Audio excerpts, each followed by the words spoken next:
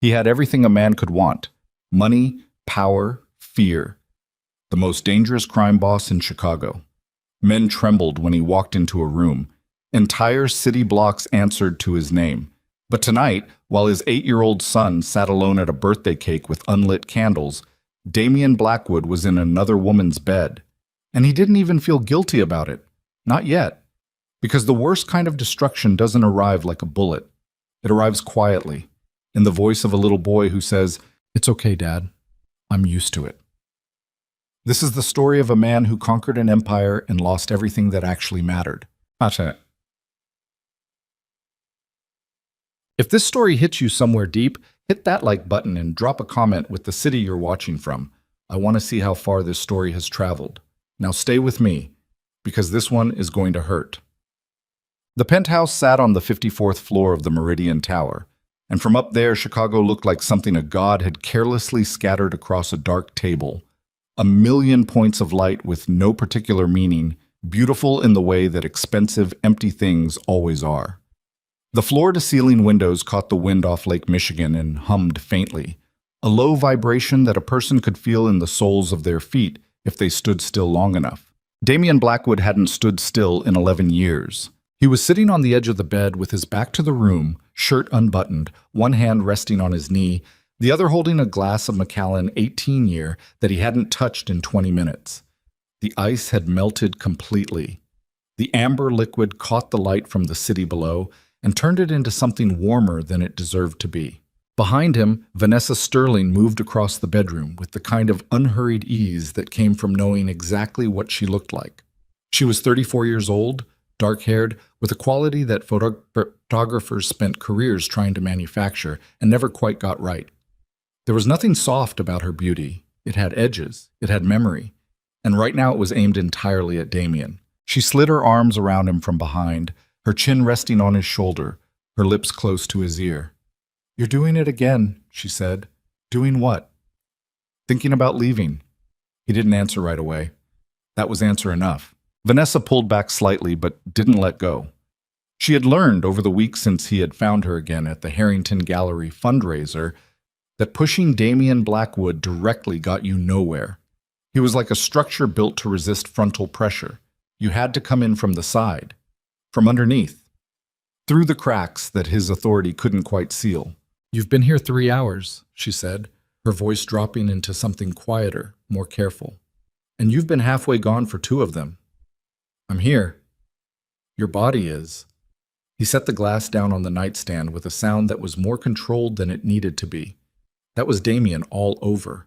Every gesture measured, every motion economical, as if the man had been trained from birth to reveal as little as possible, which, in a sense, he had. He turned to look at her then, not with warmth exactly, more with the particular attention of a man cataloging something valuable. Vanessa held his gaze without flinching. She had never once flinched from him, and that was part of what had broken something open in his chest the night they found each other again after 9 years. 9 years of her absence had become a specific kind of ache that he had learned to carry silently. And then there she was, standing beside a sculpture she claimed was worth more than most people's annual salary, and the ache had turned into something acute and immediate that he hadn't been prepared for. "I have to go soon," he said.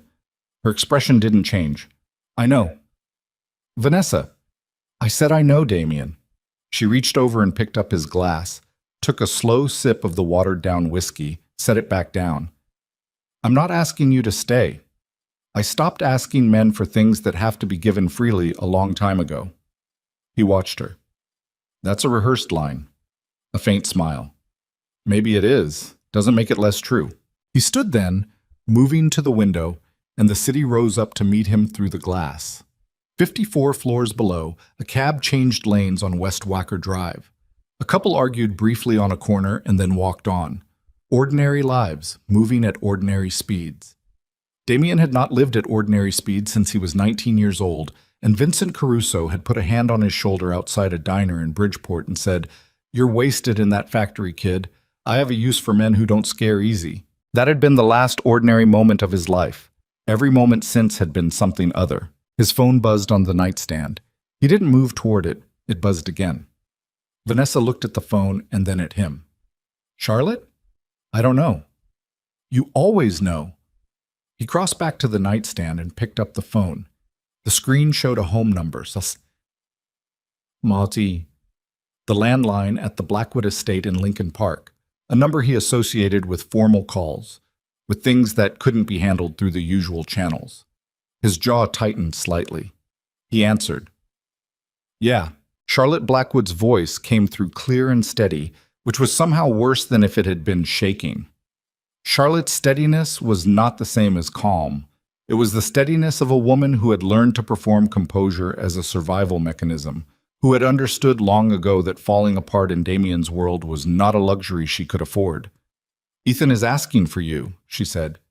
Charlotte, he's been asking since 6 o'clock. It's almost 10.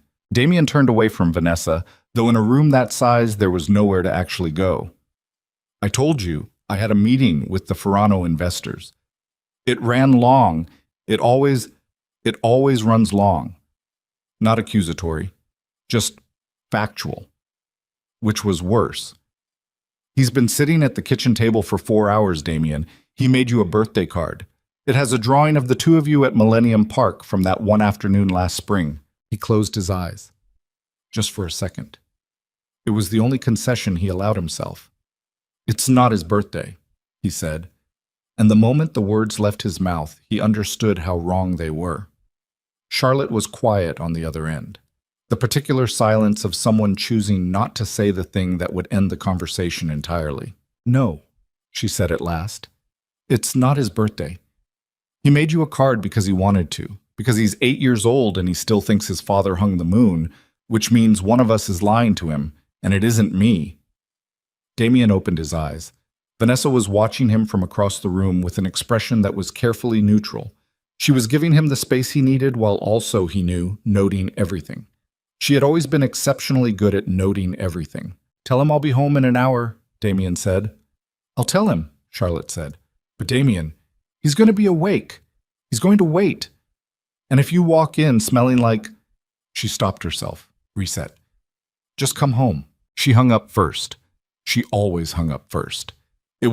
He had come to understand one of the small ways she maintained power in a relationship where the structural power differential was almost entirely in his favor. She controlled exits. She controlled when conversations ended. It was not nothing. He stood with the phone in his hand for a moment longer than necessary. Vanessa had not moved.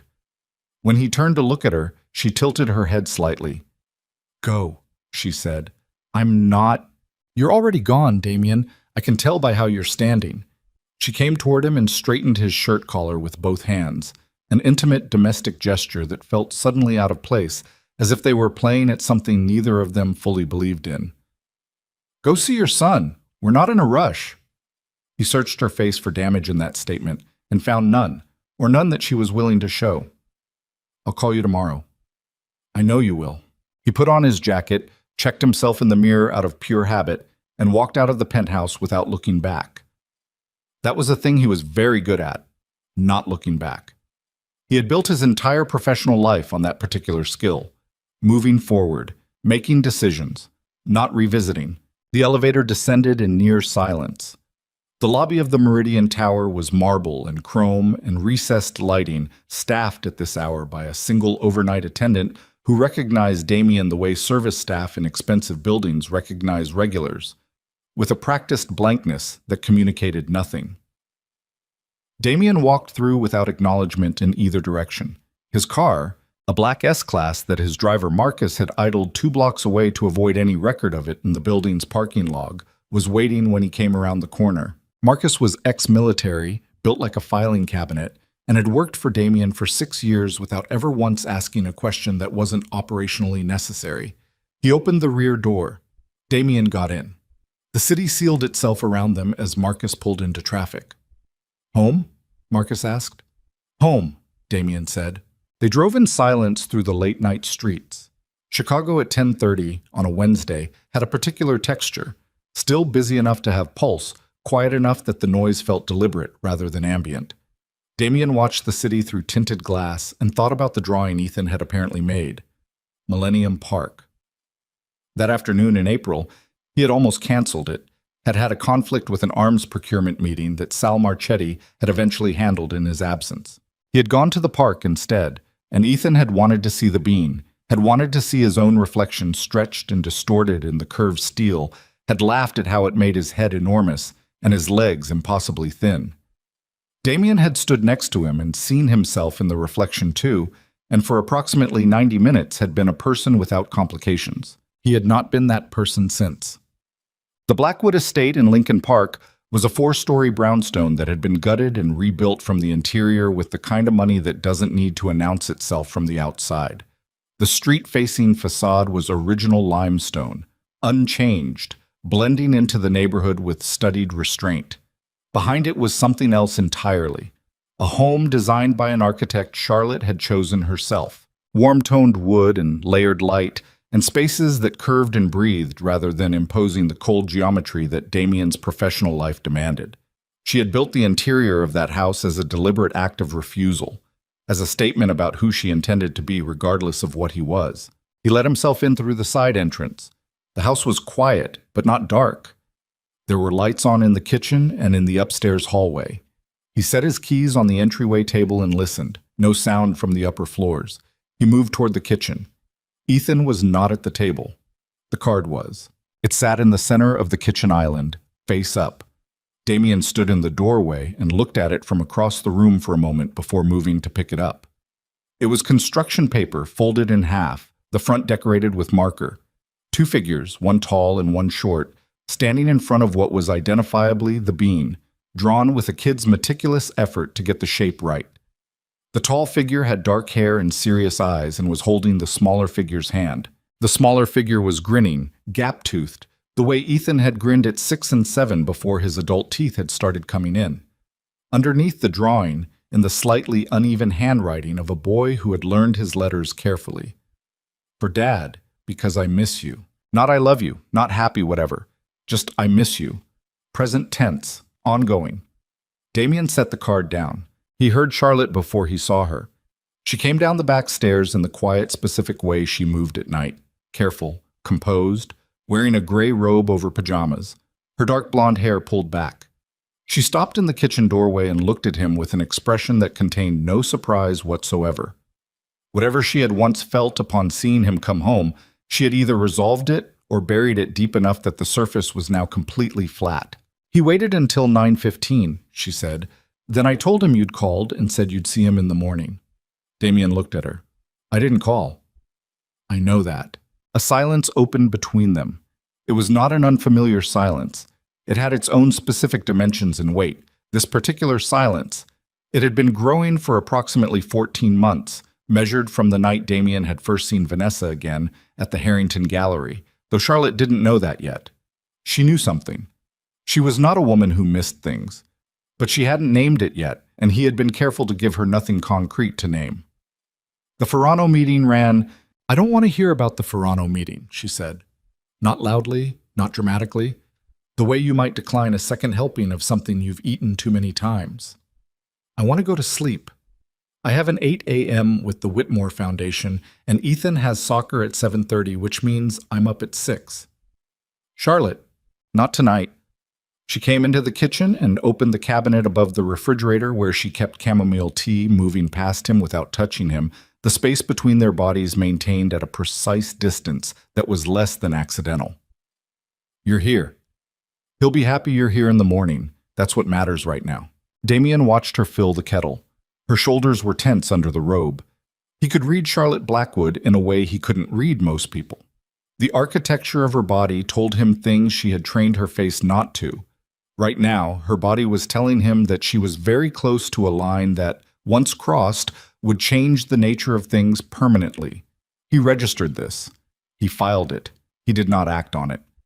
I'll take him to soccer, he said. She turned slightly, just enough to look at him over her shoulder. You will? Yes. She turned back to the kettle. We'll see. He left the kitchen and went upstairs. The hallway on the second floor had a row of framed photographs. Charlotte's curation, as everything in this house was, and he passed them without looking, though he knew every image by its position. His and Charlotte's wedding at the Arboretum, the specific afternoon light making everything amber and generous. Ethan at the hospital, 2 hours old, wrapped in a striped blanket, looking like an argument against the idea that Damien Blackwood was built for gentleness. A series of Ethans, at 1, at 3, at 6, at the park in April, grinning into the camera while Damien stood beside him with one hand on the boy's shoulder and an expression that looked, to an outside observer, like pride, and which Damien knew had been something more complicated and harder to name. He stopped at Ethan's door. It was closed.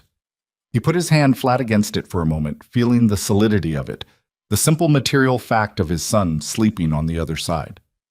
He thought about opening it. He thought about sitting on the edge of the bed the way his own father had never once done, had never once thought to do. He thought about how Ethan would look asleep, face slack, the tight control he tried to maintain during the day fully released, just a kid, just a small person who had done nothing to deserve the particular father the universe had assigned him. He didn't open the door. He went to the master bedroom, sat on the edge of the bed that he shared with Charlotte on the increasingly rare nights he was home, and looked at his phone. He had 3 messages from Sal Marchetti about a container shipment coming through the port of Chicago that had hit a customs irregularity. He had a message from his lawyer, Reed Harmon, about a pending civil matter that needed his signature. He had a missed call from a number he didn't recognize that was almost certainly from the Ferrano organization's secondary line, which they used when the primary line was considered potentially monitored. He responded to Sal. He ignored Reed Harmon, who could wait until morning. He called back the Ferrano line. Business did not stop because a child had made a drawing in construction paper. Business had never stopped for anything. Business had not stopped for his wedding day, for Ethan's birth, for the 2 occasions on which Charlotte had sat him down and told him, with that devastating steadiness, that she felt like she was raising their son alone. Business was the constant and everything else was what moved around it, accommodating its requirements, contracting to fit its available space. When he finally lay down at 1 in the morning, Charlotte was asleep on her side of the bed, or performing sleep with sufficient conviction that the distinction didn't matter. He stared at the ceiling. The house was quiet. The city murmured distantly outside the windows. That same city he had seen from 54 floors up 3 hours ago, now viewed from street level, reduced to something manageable and familiar. He thought about Vanessa's hand straightening his collar. He thought about Ethan's drawing. He thought about Charlotte's shoulders carrying something she hadn't put down in over a year. He was asleep in 4 minutes. He had always been able to sleep. It was, he supposed, a gift, or a limitation, or possibly both. In the morning, he made good on the soccer promise. He was downstairs at 6:45 in jeans and a jacket, standing at the espresso machine when Ethan came into the kitchen, still sleep-slow, hair unflattened, dragging his shin guards by one strap. The boy stopped in the doorway when he saw his father, and the expression on his face in that first unguarded second, pure, unqualified light, the particular brightness of a kid who has been hoping for something and suddenly gets it, was the kind of thing that should have rearranged Damien's priorities permanently. Should have. It hit him. He felt it. He just had a long history of feeling things and walking forward anyway. Dad. Ethan covered the kitchen floor in about 4 strides and wrapped both arms around Damien's waist, pressing his face against his father's chest. Damien put a hand on the back of his son's head. The boy's hair was warm from sleep. He smelled like the detergent Charlotte used and something vaguely grass-adjacent, as if the outside had claimed him even indoors. "You're here," Ethan said. "I'm here." The boy pulled back to look up at him, and his eyes, dark like Damien's, wide like Charlotte's, some combination of both of them that exceeded the sum of its parts, were doing the thing they did when Ethan was calculating whether to believe something, whether to trust the good version of events. It was a look that Damien recognized as one he himself made, had apparently made for long enough that his son had absorbed it genetically or observationally, and seeing it reflected back from a third-grade face was briefly and specifically unbearable. "You made it to my room last night," Ethan said. Not a question. Damien looked at him.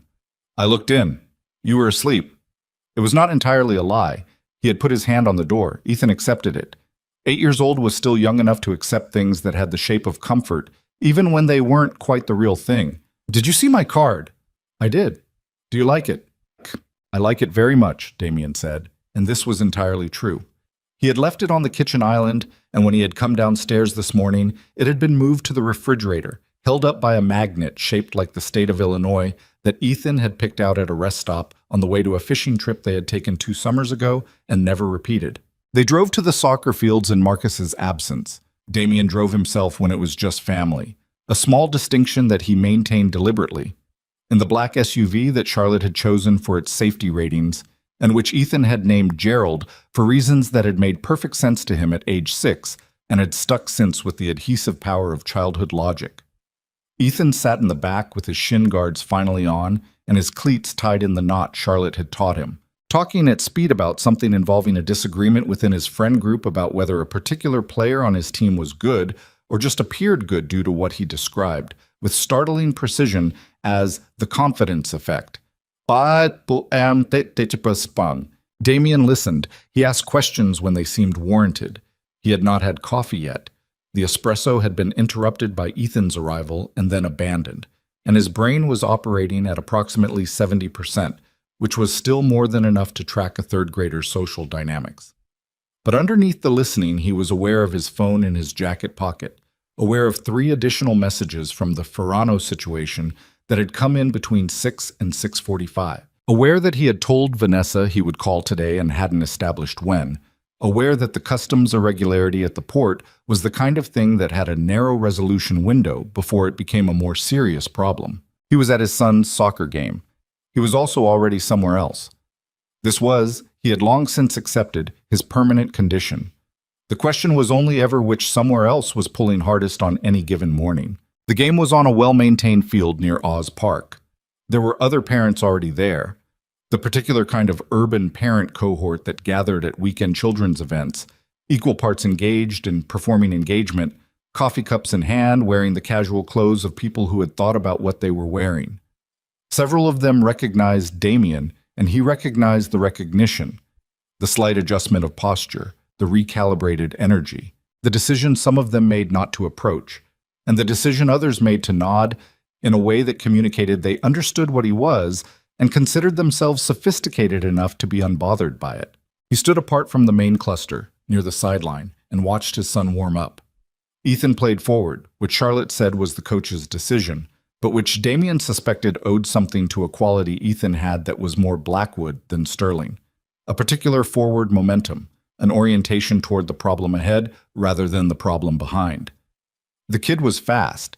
He was also, Damien noticed, watching his father from the field even as he ran warm-up drills, catching his eye and then quickly looking away, then looking back.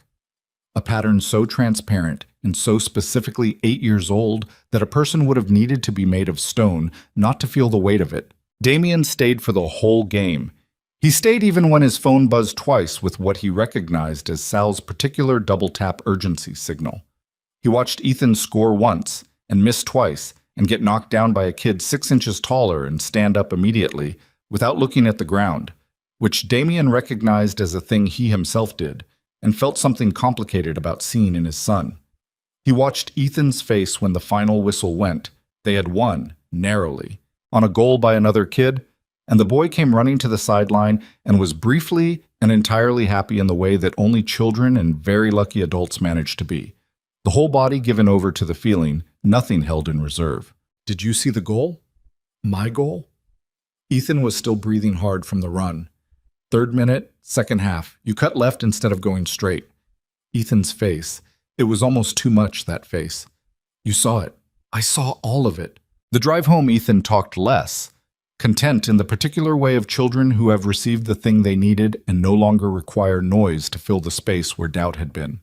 Damien drove with his left hand on the wheel and his right resting on the center console, and at some point Ethan reached over from the back seat and put 2 fingers on his father's hand, not holding it exactly, just touching it. The way you might touch something you were checking was still there. Damien did not move his hand. He thought, in that moment, about the penthouse, about the light off Lake Michigan, about Vanessa Sterling and the 9-year absence he had turned into a monument and then found the real thing didn't quite match the monument's dimensions. He thought about Charlotte's kettle, about, I miss you in marker on construction paper. He thought, I could stop. And then, because he was Damien Blackwood, and this was the core failure of his character, he thought, later.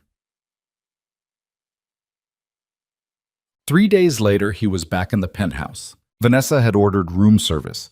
There was a table near the window set with the kind of careful informality that costs a significant amount to achieve.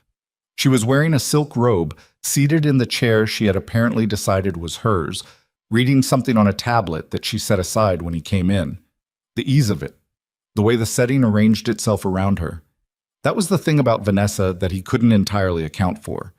She didn't seem to be doing anything, and yet every moment in her presence felt curated. "How was the port situation?" she asked. He stopped, looked at her. "How do you know about the port situation?"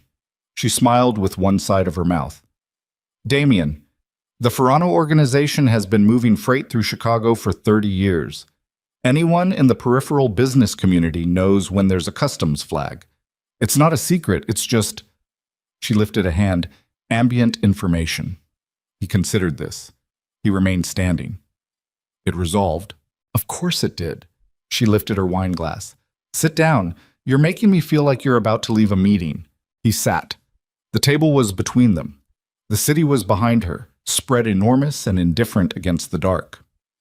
He poured himself wine he didn't particularly want and looked at the food she had ordered. Things he liked, he noticed. Salmon, specific way.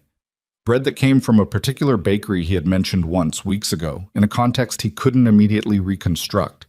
She remembered things. She always had.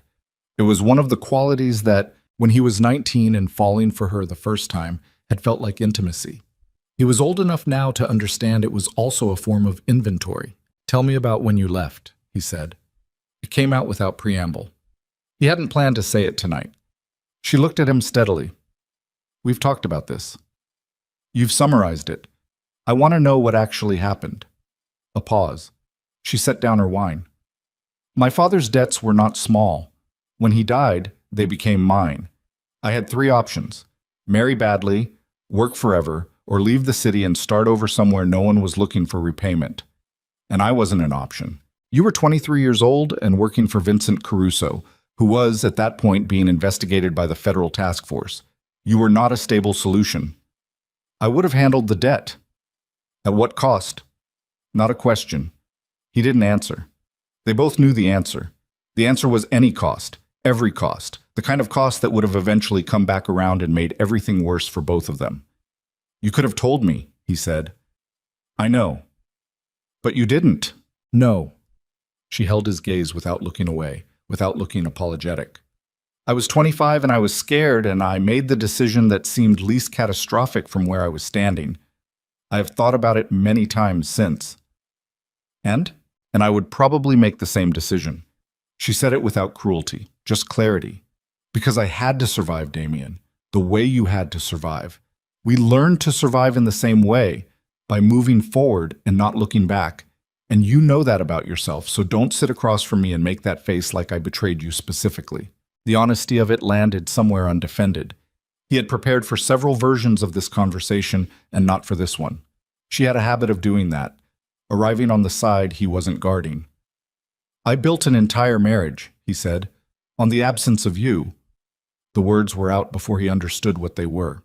He heard them as she heard them. Vanessa was very still. "Charlotte," she said, "I'm not saying it's her fault. I know you're not." Quiet. "I'm saying her name because she's a person." He stood up, walked to the window, the city again. Always the city, massive and indifferent, requiring nothing from him emotionally. "She's a good person." "I believe that." "She's been—" He stopped. What was he going to say? "She's been patient. She's been steady. She's been building something real while I was building something that looked real." He pressed his fingers against the cold glass. "She doesn't deserve this." "No," Vanessa agreed. "She doesn't." He turned to look at her. She had not moved. She was watching him with an expression that he could not entirely read, which was unusual, and which meant either that she was being entirely honest or that she was being very carefully dishonest. And the problem was he no longer trusted his own ability to tell the difference where she was concerned. "I keep coming back," he said. "I know. I shouldn't. Probably not. But you keep being here." The faintest possible smile. "I live here, Damien. It's my apartment." Despite everything, he almost laughed. He pressed the heel of his hand against the glass and felt the cold of it against his palm and thought about Ethan's 2 fingers resting on the back of his hand in the car, checking that something was still there. He thought about that drawing on the refrigerator. For Dad, because I miss you. Present tense. He went back to the table and sat down. He picked up his wine. He stayed for 3 more hours. The months that followed moved the way bad decisions always move. Not in dramatic leaps, but in a gradual accumulation of small surrenders, each one individually defensible and collectively catastrophic. Damien found reasons to be at the penthouse more often than he should have. He found reasons, operational meetings, late nights, extended travel, to be at home less. The Ferrano situation resolved and was replaced by an issue with the Crestwood distribution network, and that was replaced by a territorial negotiation with the Kowalski family on the south side. And there was always another reason to be in rooms that weren't his family's kitchen at 6:45 in the morning. He paid off Vanessa's financial debts. Not because she asked, she hadn't quite, though she had described the situation in sufficient detail that the option was clearly available to him. He had made some calls. The debts, which were substantial and which had their origin in a combination of her father's predatory lending arrangements and 2 bad business decisions she had made in her early 30s, were retired quietly. She had thanked him in the way she did everything, without excess, without performance, with an attention that felt more like documentation than gratitude. He had told himself it was the right thing to do. The rationalizations people construct around things they want to do anyway are always perfectly architectured. Charlotte said nothing because Charlotte had nothing concrete to say. She had a sense. She had a certainty in the way that certain people develop a certainty about things they cannot yet prove, a bodily knowledge that operates below the evidentiary threshold. She had canceled 2 lunch appointments in as many months because she couldn't make herself perform normalcy with people who would notice the performance. She had taken Ethan to his Thursday swim lessons and his Saturday soccer and his Tuesday piano, and she had sat through all of them and focused on her son and tried not to count the number of times she had reached for her phone to call her husband and then put it down again. She confronted him on a Wednesday in November. She had waited until Ethan was in bed, had waited further until the specific hour when Damien was between the close of one day's business and the beginning of another, a narrow window of genuine availability that she had learned to identify. She sat down across from him at the kitchen table and looked at him directly. "Who is she?" Charlotte said. Damien did not flinch. This was both a strength and an indictment. "Charlotte, I'm not asking if there's someone. I know there's someone. I'm asking who." A silence. He held it. "You don't know anything." "Don't do that." Her voice was steady in that way he had always both admired and found difficult. "I have given you every reasonable benefit of every doubt. I have made excuses for you to your own son. I have done this." She placed both hands flat on the table, a gesture that was about grounding herself more than anything directed at him. "Because I chose to trust you, and because I love our son, and because I didn't want to be right about this. But I am right. So don't sit there and tell me I don't know anything." He looked at her across the kitchen table in the house she had built for them. He thought about several versions of the truth and the damage each of them would do. "It's not what you're imagining," he said. "Then tell me what it is." "It's..." He exhaled. "Controlled, deliberate. Someone I knew before you. Someone I..." The word loved was available. He did not use it. "Someone I lost contact with. We've reconnected. It hasn't gone anywhere serious." Charlotte looked at him for a long moment. "Reconnected," she said. "Yes." "You've been spending nights away from home reconnecting. It's not..." "Is she why you missed the school play in October?" He had missed the school play in October. He had been in the penthouse in October. The timing aligned badly. That was a scheduling... "Damien." She said his name the way people say names when they're using them as a signal for stop talking. "I need you to tell me the truth, not a version of the truth, not the truth organized to be survivable, the actual truth about what is happening, because I cannot make decisions about my life and my son's life based on managed information." He looked at his wife. Charlotte Blackwood, who had walked into his life at 28 through the precise improbability of a mutual acquaintance's dinner party, who had known exactly what he was and chosen him anyway, who had built their family with an architect's precision and a mother's ferocity. who had given him Ethan, who had stayed in this house through things that would have ended most marriages. He thought about the right thing. He said, "I need some time to sort through what this is." Charlotte's face did something quiet and internal, a barely visible adjustment of expression that was less disappointment than confirmation, as if she had been carrying a version of this answer for long enough that its arrival was almost a relief. She nodded once, stood up. "I'll give you time," she said. "But Damien—" She stopped in the kitchen doorway, her hand on the frame. "Ethan has his school presentation in 3 weeks. It's a big one.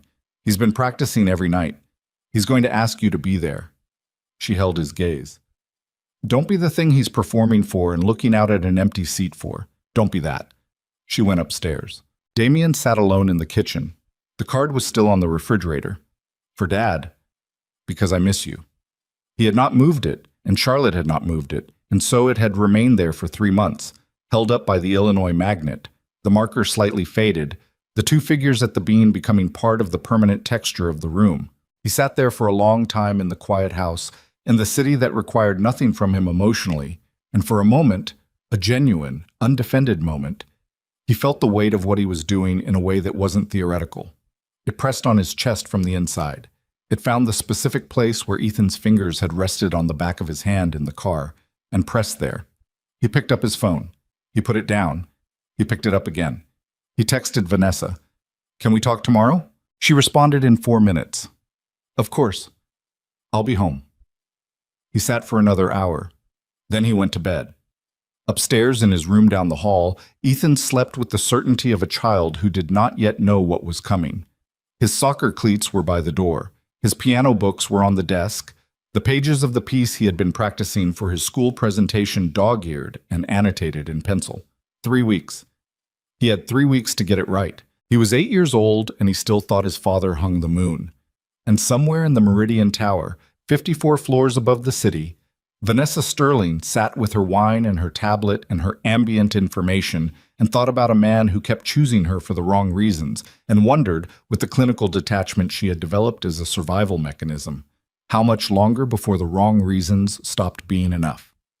The text Damien had sent Vanessa at 11:43 at night, "Can we talk tomorrow?" sat in his phone like a stone he had dropped into still water, and by morning the ripples had not settled. He had written it with some vague intention of clarity, of drawing a line somewhere, of being the kind of man who made decisions rather than deferring them indefinitely. By 6 a.m., standing at the kitchen sink with cold water running over his wrists, because the house was too warm and he hadn't slept well, he understood that he had no idea what he was going to say to her. Ethan came downstairs at 6:20. Charlotte did not come down at all, which meant she had already left for her 8 a.m. with the Whitmore Foundation, or meant she was upstairs and had decided that shared morning space was not something she was prepared to manage today. Either way, the kitchen was just Damien and his son, and Ethan wanted scrambled eggs. And so Damien made scrambled eggs in the way Ethan liked them, slightly soft, not rubbery, with the particular amount of butter that Charlotte called excessive and Ethan called correct. They ate at the island. Ethan talked about his presentation. 3 weeks had become 2.5. He was playing a piece on the piano. He described it as kind of serious but with a fast part in the middle. And there was also a written component that his class had been working on, something about a person they admired. Damien did not ask who he had written about. He did not ask because he was not sure he could handle either answer. If it was him, he would feel it as an accusation dressed as an honor, and if it was someone else, he would feel the specific wound of having been assessed and found insufficient. "Is Mom coming?" Ethan asked, meaning the presentation. "Of course she's coming." "Are you?" Damien looked at his son over the rim of his coffee cup. Ethan was watching him with that calculating expression, the one that belonged on a much older face. 8 years old and already performing the emotional labor of managing his own expectations about his father. "I'll be there," Damien said. Ethan looked at him for 1 second longer than was comfortable. Then he looked back at his eggs. "Okay," he said. Not great or awesome or any of the outsized responses of a kid who believed the thing he'd just been told. Just okay. The response of a kid running a quiet probability assessment. Damien drove him to school, watched him go through the front doors without looking back. Then he sat in the car for 4 minutes with the engine idling, not moving. He met Vanessa at the penthouse at 11. She was dressed, Not in the robe this time. Dark trousers, a cream blouse, hair down. The table near the window had coffee and nothing else. She had read the temperature of his text correctly. He sat across from her. She poured the coffee without asking how he wanted it because she already knew. That specific intimacy, the accumulated knowledge of preferences, was one of the things he had missed during the 9 years, and one of the things that now, in a certain light, felt less like closeness and more like surveillance. "Talk," she said. He wrapped his hands around the cup. "I told Charlotte something is going on." Vanessa was still. "How much?" "Not your name, not specifics. Enough that she knows I haven't been lying about nothing." "That's not doing her a kindness, Damien. That's doing yourself one." The accuracy of it landed without warning, and he felt the small, specific anger that accurate things sometimes provoked in him. "I know what I'm doing." "Do you?" She said it without inflection, not as a challenge, just as a genuine question left open. He looked at her directly. "I came here to tell you that I need to slow this down, that there are things I owe to my son that I'm not delivering on, and I can't—" He stopped, rebuilt. "I can't keep splitting myself in half and expecting either half to function." Vanessa looked at him for a long moment. The city was gray behind her this morning, November cloud cover sitting low over the lake, flattening the light. She looked very awake. She looked like someone who had anticipated this conversation and decided how to sit through it. "Slow it down," she repeated.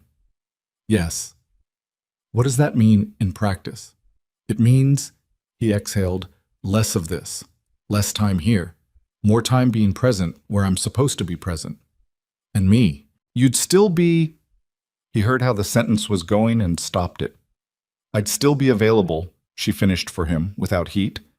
"On your schedule. When you've fulfilled your other obligations." She picked up her coffee. "That's not slowing something down, Damien. That's reclassifying it. You're asking me to become a standing appointment instead of—" She moved her hand slightly. "Whatever this is, I'm not asking you to be anything." "Then what are you asking?" He didn't have an answer that didn't fall apart under examination. He was asking her to wait. He was asking her to remain available and patient while he navigated a situation he had created and she hadn't asked to be part of. He was asking her to be the thing he came back to while he performed the responsibilities he had already broken. "I'm asking for time," he said. Her expression didn't shift. "You've been asking for time since you were 23 years old. You asked me for time then, and I left instead of waiting because I knew you'd use all of it and still not know what you wanted." She set down her cup. "I came back into your life, Damien. I didn't chase you down. You were at that gallery, and you found me, and you showed up here the second night afterward, and the night after that. I didn't ask you for anything except honesty." "I've been honest with you. You've been honest with me and dishonest with everyone else, and now you want to redistribute that. Make yourself a little less honest with me to become a little more honest at home."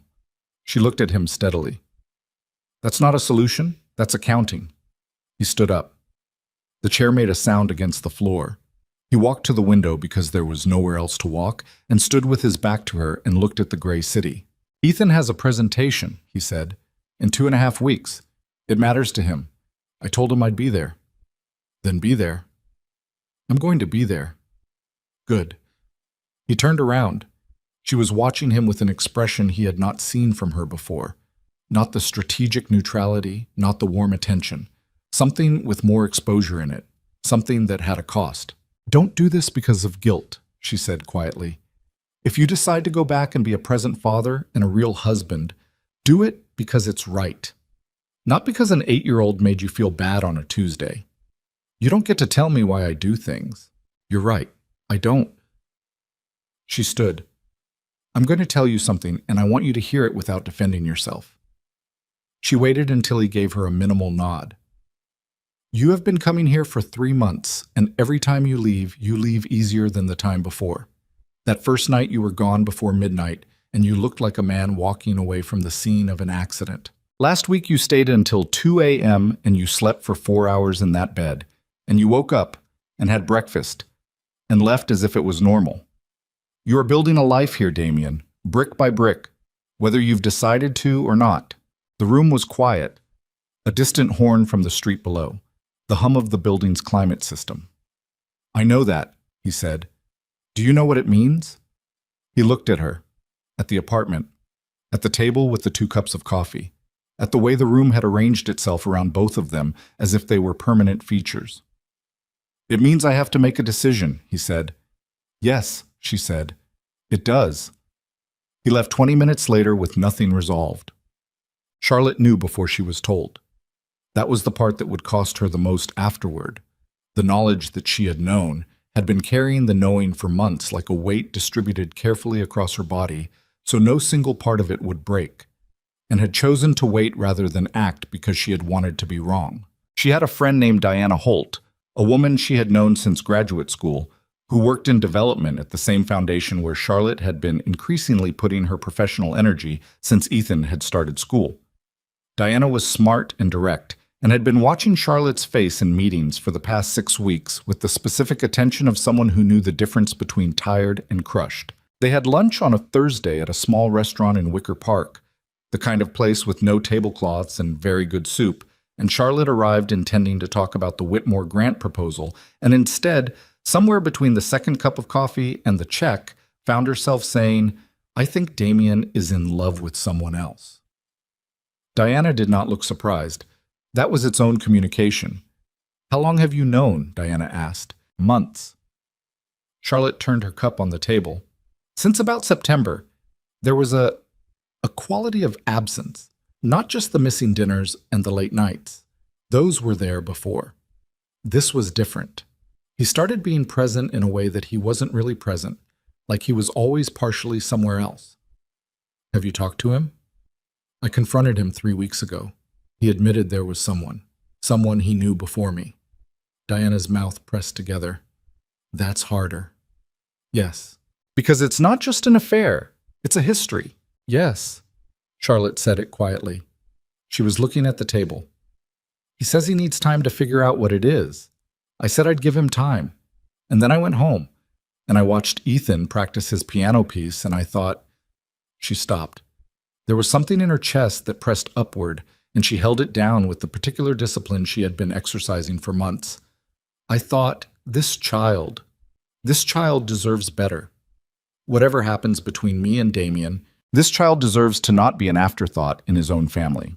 Diana reached across the table and put her hand over Charlotte's. Neither of them said anything. It was enough. What Charlotte did not say, because she had not yet said it aloud to anyone, was that she had made a decision. It was not fully formed yet. It still had edges she needed to work out. But somewhere in the 3 weeks since she had confronted Damien in the kitchen, somewhere in the accumulation of small observational data, the phone he angled away from her, the slight different quality of his cologne on 2 specific evenings, the fact that he had been more physically present and emotionally further away than at any previous point in their marriage. The decision had taken shape with the quiet inevitability of something that has been forming for a long time and finally becomes visible. She was not going to wait for him to choose. She was going to protect her son.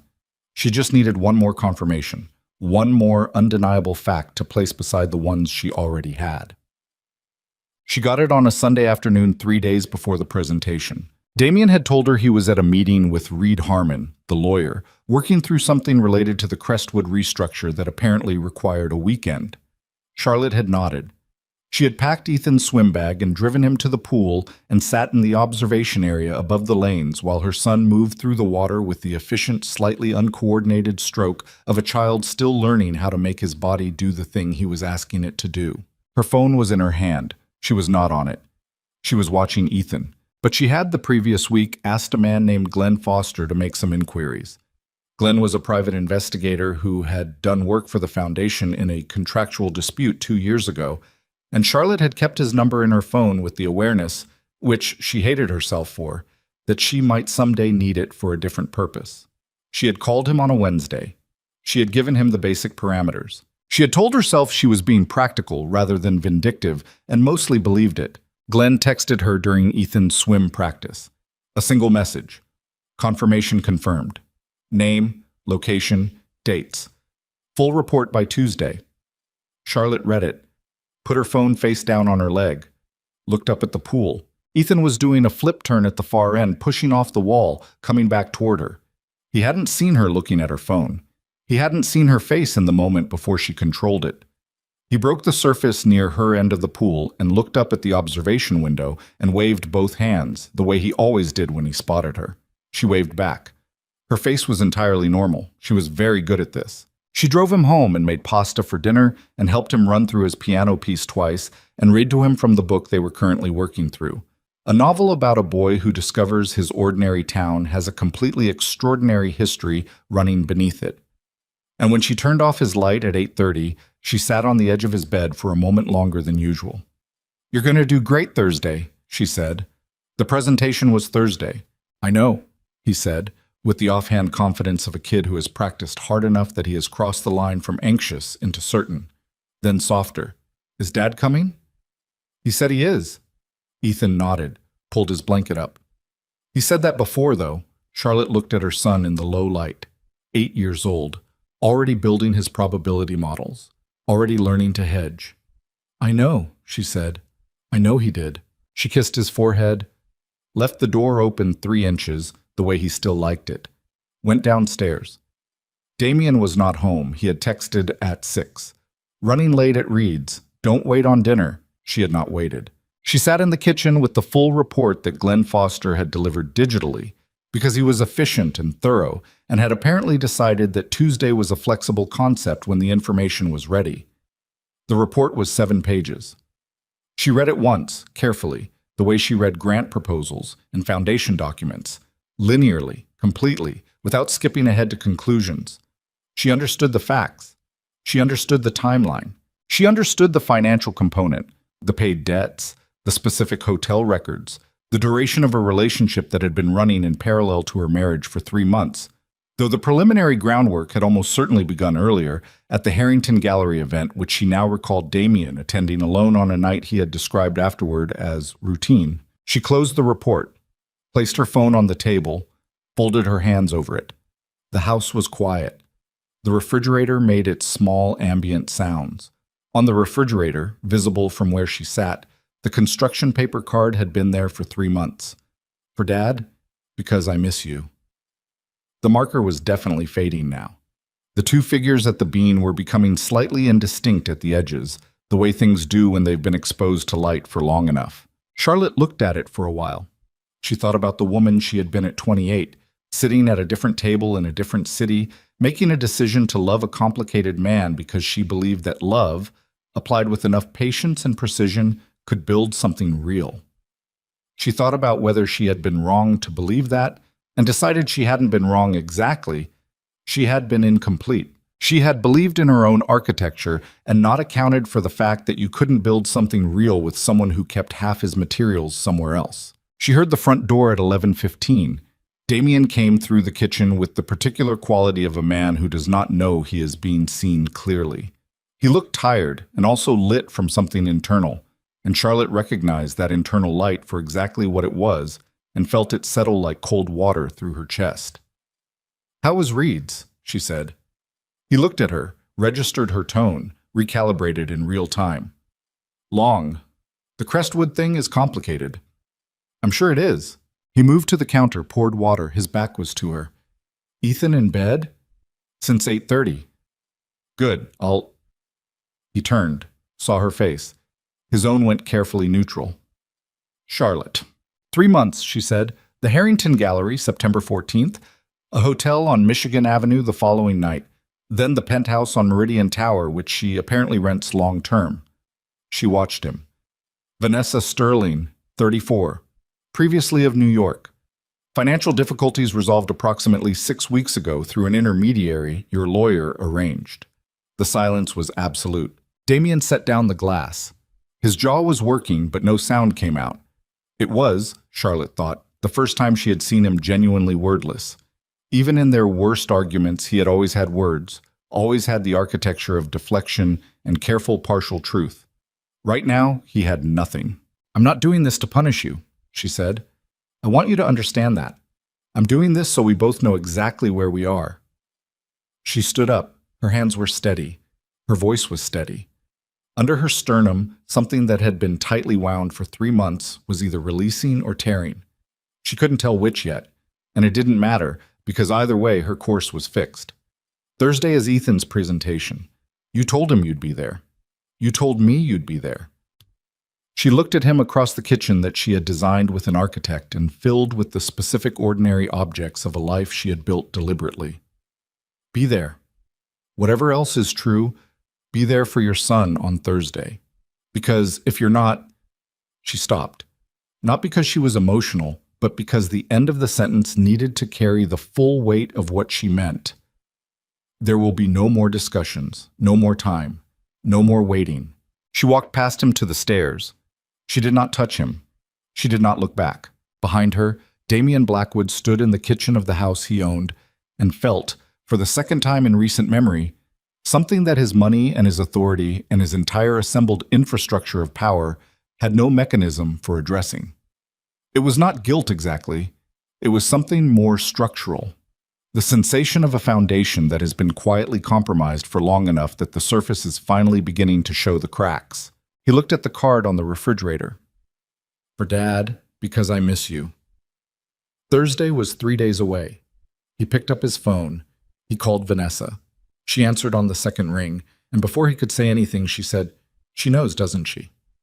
"Yes." A pause, then, "What are you going to do?" He stood in the kitchen of his family's house, his wife's footsteps quiet on the stairs above him, his son asleep down the hall with his piano books on the desk and his cleats by the door, and he looked at the fading drawing on the refrigerator and he said the only true thing he was capable of saying in that moment. "I don't know." Vanessa was quiet for 3 seconds. Then, "Yes, you do." She hung up.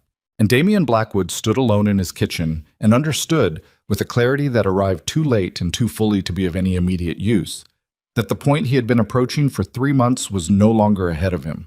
He was already past it. The 3 days between that phone call and Thursday moved the way time moves when a person knows something is coming that they are not prepared for. Too fast in the ordinary moments and too slow in the quiet ones. The hours between 2 and 4 in the morning stretching into something vast and accusatory, while the daylight hours burned through without traction. Damian did not go to the penthouse. This was the one concrete decision he made in those 3 days, and he held to it with the focus of a man who has so few certainties left that he will protect the remaining ones with disproportionate intensity. He slept in the master bedroom. Charlotte slept there too, on her side, maintaining the precise physical distance she had established the night of their kitchen confrontation. They did not discuss what had been said. They did not discuss Vanessa's name, which now existed between them in the room like a piece of furniture no one would acknowledge or remove. They spoke about Ethan, about his breakfast, about the logistics of Thursday, what time the presentation started, which parking structure near the school was least unreliable, whether Ethan needed new dress shoes or whether the ones from the spring recital still fit. On Wednesday night, Ethan played through his piano piece one final time in the living room, while Damian sat on the couch and Charlotte sat in the chair across from him, and they both listened, separately, to their son's hands moving over the keys with a concentration and a delicacy that neither of them had specifically taught him, and both of them recognized as entirely his own. It was a serious piece, as Ethan had described, measured and deliberate in its first half, building through the middle into something that ran fast and bright and slightly urgent before resolving back into the quieter opening theme, as if the piece itself understood that urgency always returned to stillness eventually. Ethan played it without error. When he finished, he sat on the bench and looked at them both, and his expression was the most unguarded it had been in weeks. Just a kid who had worked hard at something and wanted to know if the people he loved had heard it. "That's perfect," Charlotte said. Ethan looked at Damian. "It's perfect," Damian said, and meant it, and felt the specific pain of meaning it. Ethan went to bed. Charlotte went upstairs shortly after. Damian sat alone in the living room for 40 minutes with the piano bench still pushed slightly out from where his son had left it.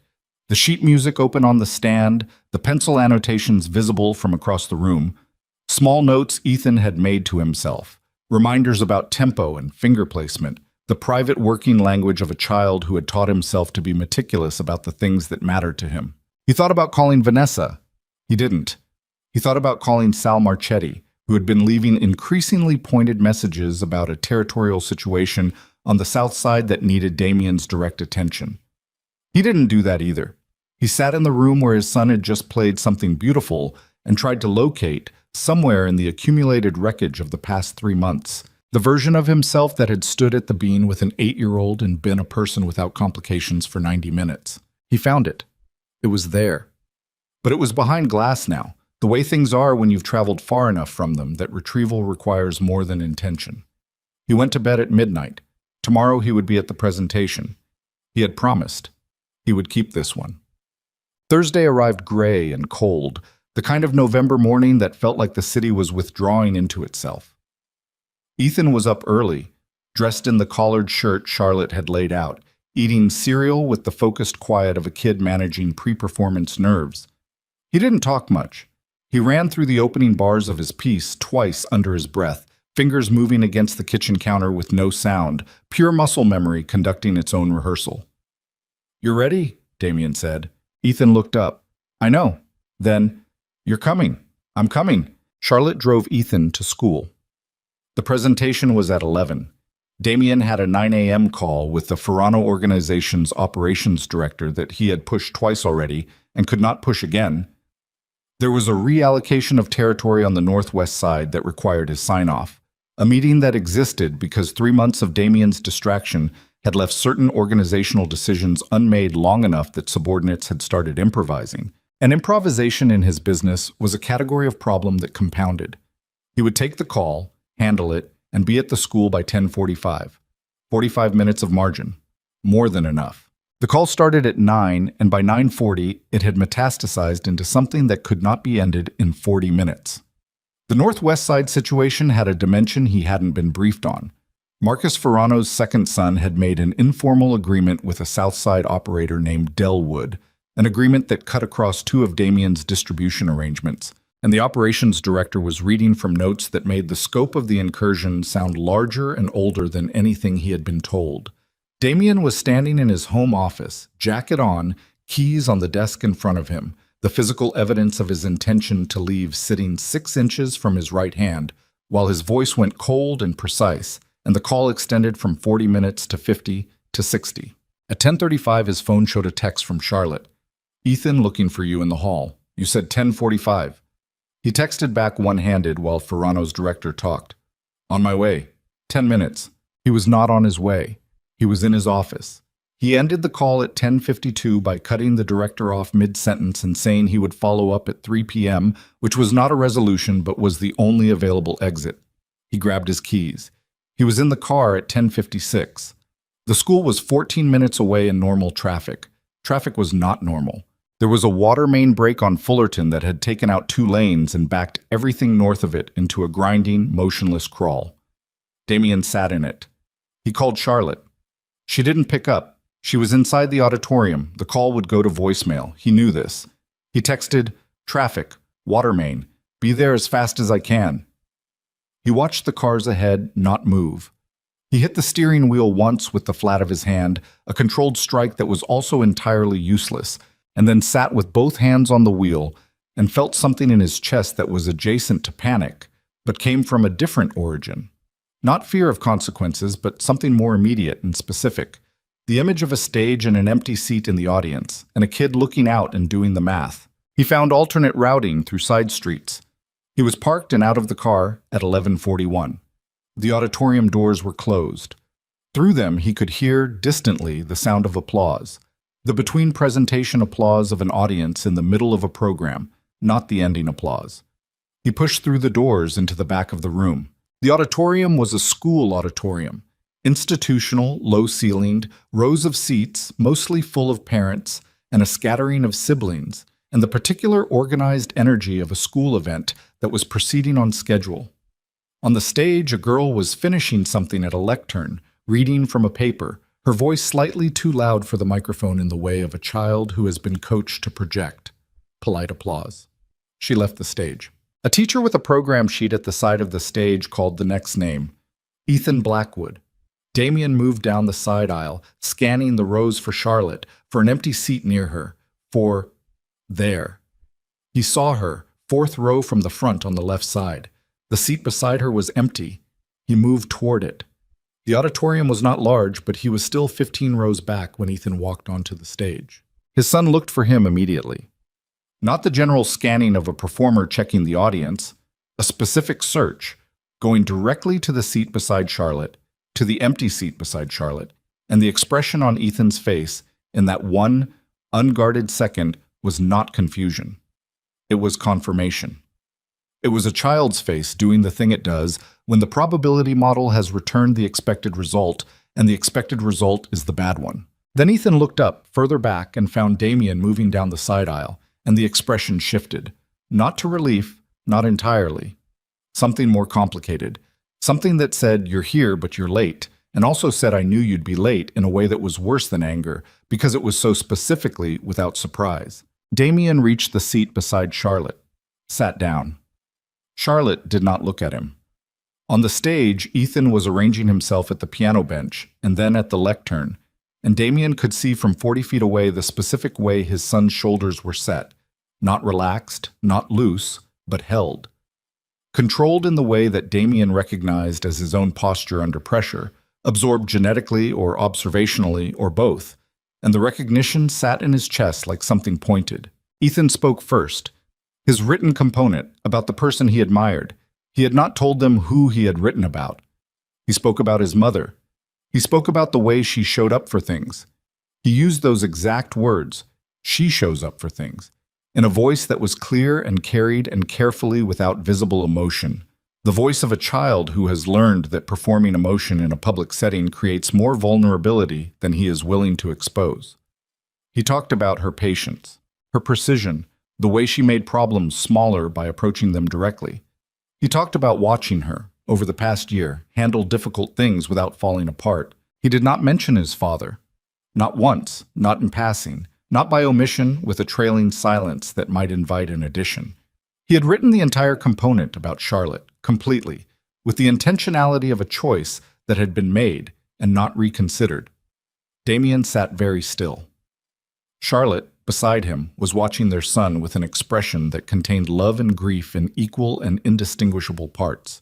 She had one hand closed in her lap. She did not look at Damien. Ethan finished the written portion, transitioned to the piano with the minimal staging of a child who has practiced the transition specifically, and played. He played it without error, as he had the night before, the piece moving through its architecture from measured opening to urgent middle to resolved close. And the auditorium was quiet in the particular way that spaces go quiet when something being performed is genuinely good rather than merely adequate. When he finished, there was a beat of pure silence, and then the applause came up strong and real. Ethan stood and looked out at the audience. He found Charlotte first. She gave him a smile that was everything. He found Damien. Damien nodded at his son. Ethan held his gaze for a moment and then looked away and walked off the stage, and the teacher called the next name. In the row behind Damien, a man he didn't know leaned toward his wife and said quietly, "That kid's good." Damien heard it. It didn't help. Afterward, in the school hallway, with other parents milling and the smell of an institutional building doing whatever it does after decades of children, Ethan came out of the side door from the stage area, and Charlotte crossed to him, and he went into her arms immediately, the way kids go into their mother's arms when the performance is finished, and they can finally be tired. Damien waited.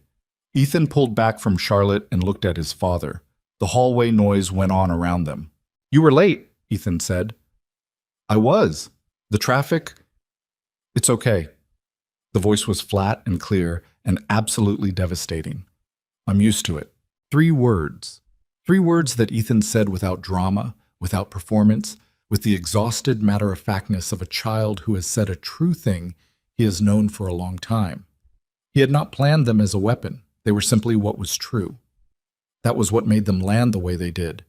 Not in Damien's chest, but somewhere deeper and more structural, in the foundation of whatever he had been telling himself for 3 months about managing the situation, about being present enough, about the difference between absence and abandonment. "I'm used to it." Charlotte looked at Damien over their son's head, and her expression was not triumphant and not pitying. It was just finished. It was the face of a woman who has been waiting for a confirmation that would allow her to act, and has received it from the most unimpeachable possible source. "Come on, buddy," she said to Ethan, and put her hand on his shoulder, and they walked down the hallway together, and Damien stood where he was and watched them go. Pause. He did not go home that night. He drove without a specific destination, and ended up in a parking lot near the lake on a gray Thursday afternoon with the engine off and the cold coming in through the glass. He sat there for 40 minutes. He thought about Ethan's face on the stage. He thought about the specific tonality of, "I'm used to it," not said with anger, not said to wound, said with the weary accuracy of a child who has concluded something. He thought about Charlotte's expression in the hallway and understood that the expression had a meaning. She had made her decision and it was no longer provisional. He called Vanessa. She answered. He told her what had happened. He told her about the empty seat, about the presentation, about those 3 words. He told it flatly, the way you tell things when the emotion in them is too large for decoration. When he finished, Vanessa was quiet for a moment. Then she said, "Come over." Something about the ease of it, the immediate reflex availability of that response, struck him for the first time as something other than comfort. He sat with the phone against his ear and heard, in those 2 words, the shape of what Vanessa Sterling actually was to him. Not a resolution, but a direction of travel. Not a place to arrive, but a way to not be somewhere else. He had been using her as an exit from his own life, and she had been letting him because she had her own reasons. And neither of them had named this clearly enough. "I'll call you later," he said. He drove home instead. Charlotte was in the kitchen when he arrived. Ethan was upstairs, presumably doing homework or practicing or whatever a child does with the private hours after a public performance. Charlotte was standing at the kitchen island with a glass of water, not drinking it, just standing.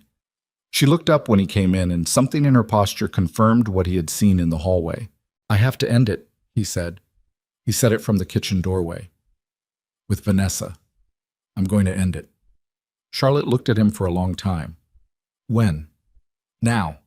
I'll call her. Tomorrow I'll—" "Damien," she set down the glass. "I need to tell you something, and I need you to listen to it without making it into a negotiation."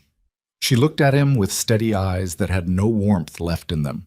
Not because she was cold, but because she had spent it all over the past 3 months on maintenance, on performing normalcy for Ethan, on getting through the days, on waiting. "I spoke with a lawyer yesterday. I have an appointment next week to begin the formal process. I'm filing for divorce." The word was clean and specific. It landed in the room without echo. "Charlotte, I'm not angry," she said. "I want you to understand that. I'm past anger. I'm at the place where I have to do what's right for myself and for Ethan, and I've known for a while that this is what's right. What happened today?" She stopped briefly. "The way Ethan looked at that empty seat, the way he talked about me because there was nothing to say about you. I'm not going to let that be what he grows up with. I'm not going to let him grow into a man who thinks that's what fathers do." Damien's throat was tight. He didn't move from the doorway. "I'm asking you to give me a chance to fix this. You've had months of chances. Charlotte, I'm telling you, I will end it. I will end it tonight." "And then what?" she said. The question was genuinely asked, not rhetorical. "You end it and come home and we—" "What?" "Reconstruct this. Pretend 3 months didn't happen. Pretend Ethan didn't watch his father choose someone else over his own presentation." She shook her head, once, firmly. "I loved you. I love our son. I built this family because I believed in it, and I would have kept building it if you had been here to build it with me. But you weren't, and I'm not going to spend another year hoping you decide to show up." He looked at her, at the kitchen she had designed, at the card still on the refrigerator, fading, the marker figures at the bean barely distinguishable now, at the woman who had chosen him knowing what he was and who had spent 3 years building something real and 3 months watching it be dismantled from the inside. "Please," he said. He said it without architecture, without the authority or the deflection or the measured precision. He said it as a plain word with a plain meaning. Charlotte looked at him. He saw the moment she felt it. The plain word, the raw register of it. He saw her absorb it and hold it, and then, with the specific and irreversible quality of a decision that has been fully made, let it go. "Call Vanessa," she said. "Tell her it's over. And then please sleep in the guest room tonight because I can't—" Her voice held perfectly. "I cannot be next to you right now." She picked up her glass and walked out of the kitchen and up the stairs, and the house settled into its night quiet around the absence of her. Damien stood in the kitchen. He took out his phone. He called Vanessa. She picked up immediately. "I've been waiting," It's over, he said. I can't do this anymore. What happened today with my son? I can't keep being this. I'm ending this. A pause. Not long. Damien. I mean it, Vanessa. I'm sorry. I am genuinely sorry. But I'm done. Another pause. When she spoke, her voice had lost its careful neutrality for the first time in all the weeks he had known her again. What was underneath was not devastation. It was something harder and more specific. You're making a mistake. Maybe. She's already filed. You told me she's already filing. You're giving up everything for a marriage that's already over. I'm not doing it for the marriage. Silence. Ethan, she said. Yes. He heard her breathing on the other end. The line went quiet in a way that meant she was deciding something. Then, all right. Flat. Final. The word of a woman closing an account. I hope you find what you're looking for, Damien. I genuinely do. A beat. But I want you to know something, and I need you to remember it later when things get hard. Vanessa, I never lied to you, not once. Everything I am, I showed you exactly as it was. That is more than you can say. The line went dead. He stood with the silent phone in his hand, the house around him, the refrigerator with the fading drawing, the piano bench still slightly out from last night's practice, from the last time his family had been in the same room without the specific weight of what was coming pressing down on all of them. He went to the guest room. He lay on the narrow bed in the dark. Somewhere down the hall, Charlotte was in the master bedroom. Somewhere further down, Ethan was asleep with his cleats by the door and his piano books on the desk, and the honest, functional certainty of a child who has already started adjusting his expectations downward. I'm used to it. Damien stared at the ceiling of the guest room and felt the full weight of what he had constructed settle onto him. Not as a dramatic collapse, but as a slow, total pressure, the kind that comes when every supported point gives at once, and there is nothing left holding the structure up. He had told Vanessa it was over. Charlotte was filing for divorce regardless. His son had performed without him, and then come into the hallway and said 3 words that would outlast every other thing spoken in that building that day. He had made the right choice. He had made it approximately 6 months too late. And in the Meridian Tower, 54 floors above the city, Vanessa Sterling sat with her wine in the chair she had decided was hers and looked at the city that required nothing from anyone emotionally and thought about the call she was going to make in the morning. Not to Damien, not anymore, but to a man named Victor Castellano, who was Damien Blackwood's primary competitor in the Northwest Distribution Territory and who had been asking, through various intermediaries, for approximately 8 months, whether anyone with intimate knowledge of Blackwood's operations might be interested in a conversation. She had always said no. She had said no because she had believed, or had wanted to believe, that what she and Damien had was something that operated outside those calculations. She had believed it through September and October and most of November. She had believed it until a man called her from a parking lot near the lake and told her about his son's school presentation in a voice that made absolutely clear where his actual loyalties had always lived, and then told her it was over in a voice that was sorry, but not uncertain.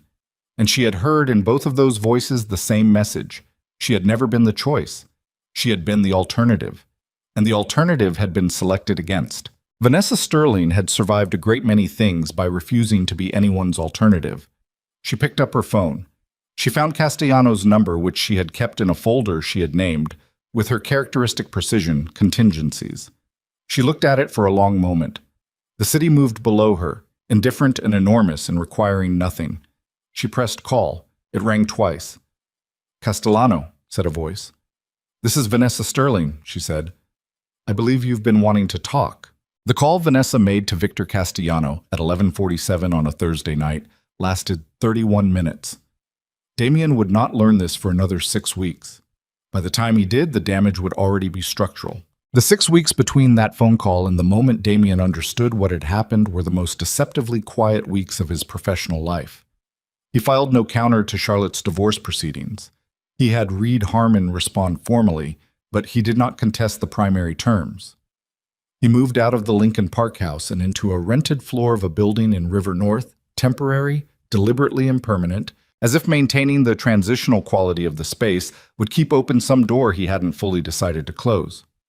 He paid the mortgage on the family house without discussion. He sent Charlotte a message through Harmon acknowledging Ethan's primary residence and asking only for consistent and meaningful access to his son. The word meaningful chosen carefully and acknowledged without warmth by Charlotte's lawyer. He called Vanessa once in those 6 weeks. She picked up, was civil, was careful, and told him she was fine and that she wished him well with the kind of precise, laundered sincerity that communicated nothing except that the conversation was over. He did not call again. He worked. He went to the South Side meetings about the Delwood situation. He took Sal's calls about the Northwest Territory, which had been restless since the Ferrano incursion. He was present in his business in a way he had not been for 3 months, and the business responded to his presence the way business is built on authority and fear always respond.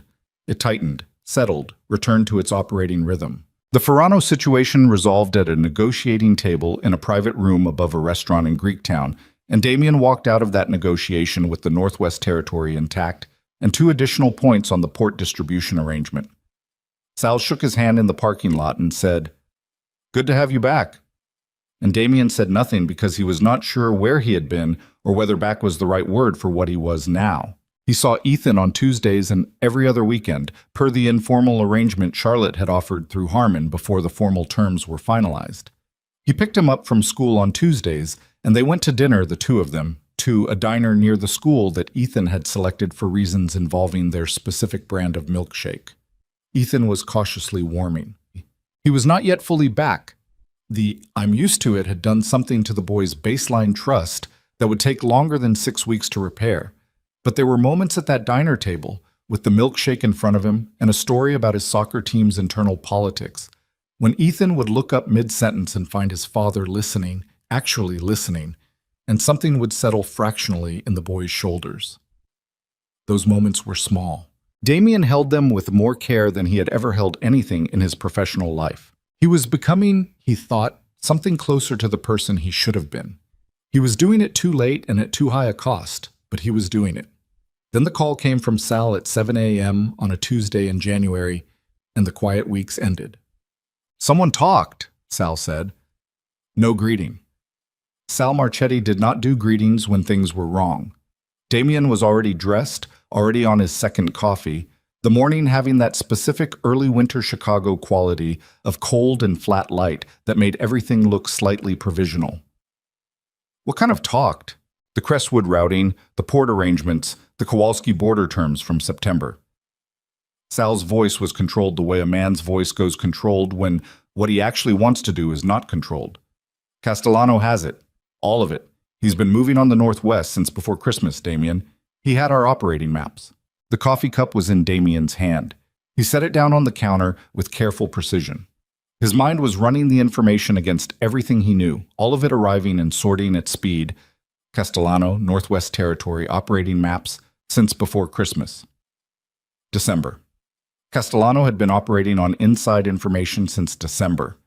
The call he had ended in November, the night of Ethan's presentation, the night Charlotte had told him she was filing. November, into December. Vanessa. The information arrived with a physical quality. He felt it in his jaw first, then behind his sternum, a pressure that had both a location and a direction. He stood at his kitchen counter in River North and looked at the city through the window and understood. "Damien," Sal's voice. "You there?" "I'm here." "You know something. Get everyone to the warehouse on Clybourne, 2 hours. Don't use phones after this call." He hung up. He stood for 30 seconds without moving. His hands were flat on the counter.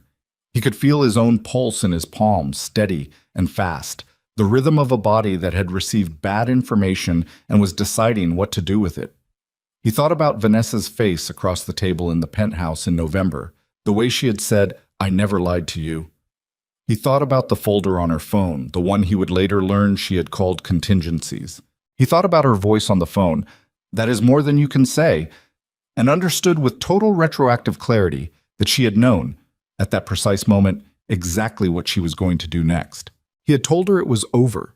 She had translated that into operational intelligence and sold it to his primary competitor within hours. He put on his jacket and picked up his keys and walked out of the apartment into the January morning. The warehouse on Clybourne was a legitimate commercial property, cold storage on paper.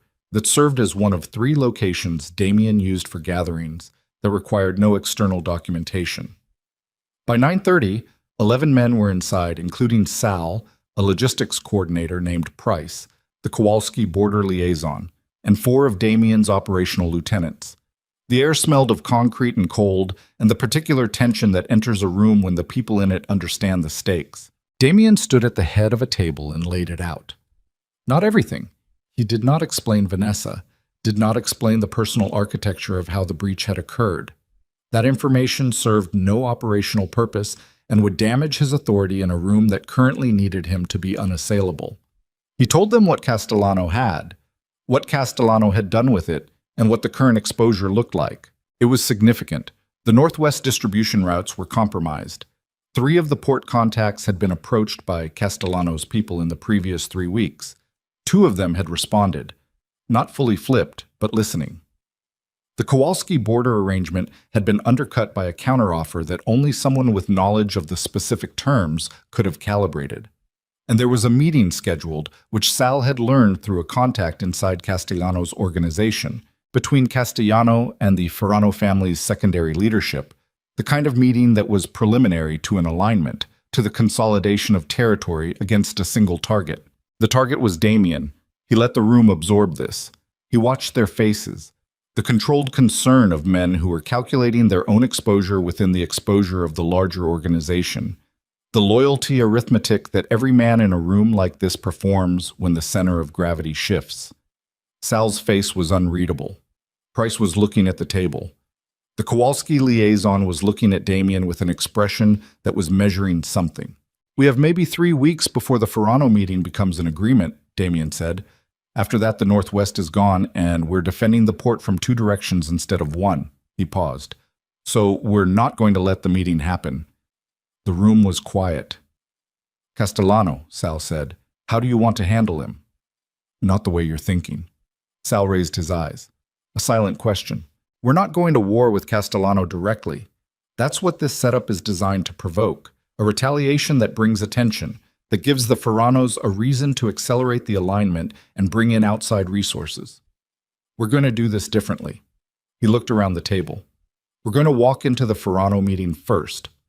We're going to know when it is, where it is, and we're going to be in the room before Castellano gets there." The room processed this. "You want to offer the Ferranos a better deal," Price said. "I want to give them a reason to remember which side of this arrangement has been reliable for 30 years and which side is 3 months old." He looked at the Kowalski liaison. "I need the Ferrano secondary contact's current location schedule. You have that." A pause. The liaison held his gaze. The calculation was visible, brief, honest, and then resolved. "I can have it by noon." "Good." Damien looked at Sal. "I need Castellano's information source inside our organization identified by end of day. Not acted on, identified." Sal nodded once. They both knew there was an internal leak beyond Vanessa. The operating maps she could have sourced from her time adjacent to Damien's business. But certain route-specific logistics required someone currently inside the organization. Someone who had been talking to Castellano's people for longer than 6 weeks. The meeting ran 40 minutes. When it ended and the room cleared, Sal stayed behind. They stood at opposite ends of the table in the cold warehouse, and Sal looked at him the way he had looked at Damien for 17 years, with the specific, undecorated honesty of a man who had chosen his alliance and would see it through. "The information source," Sal said.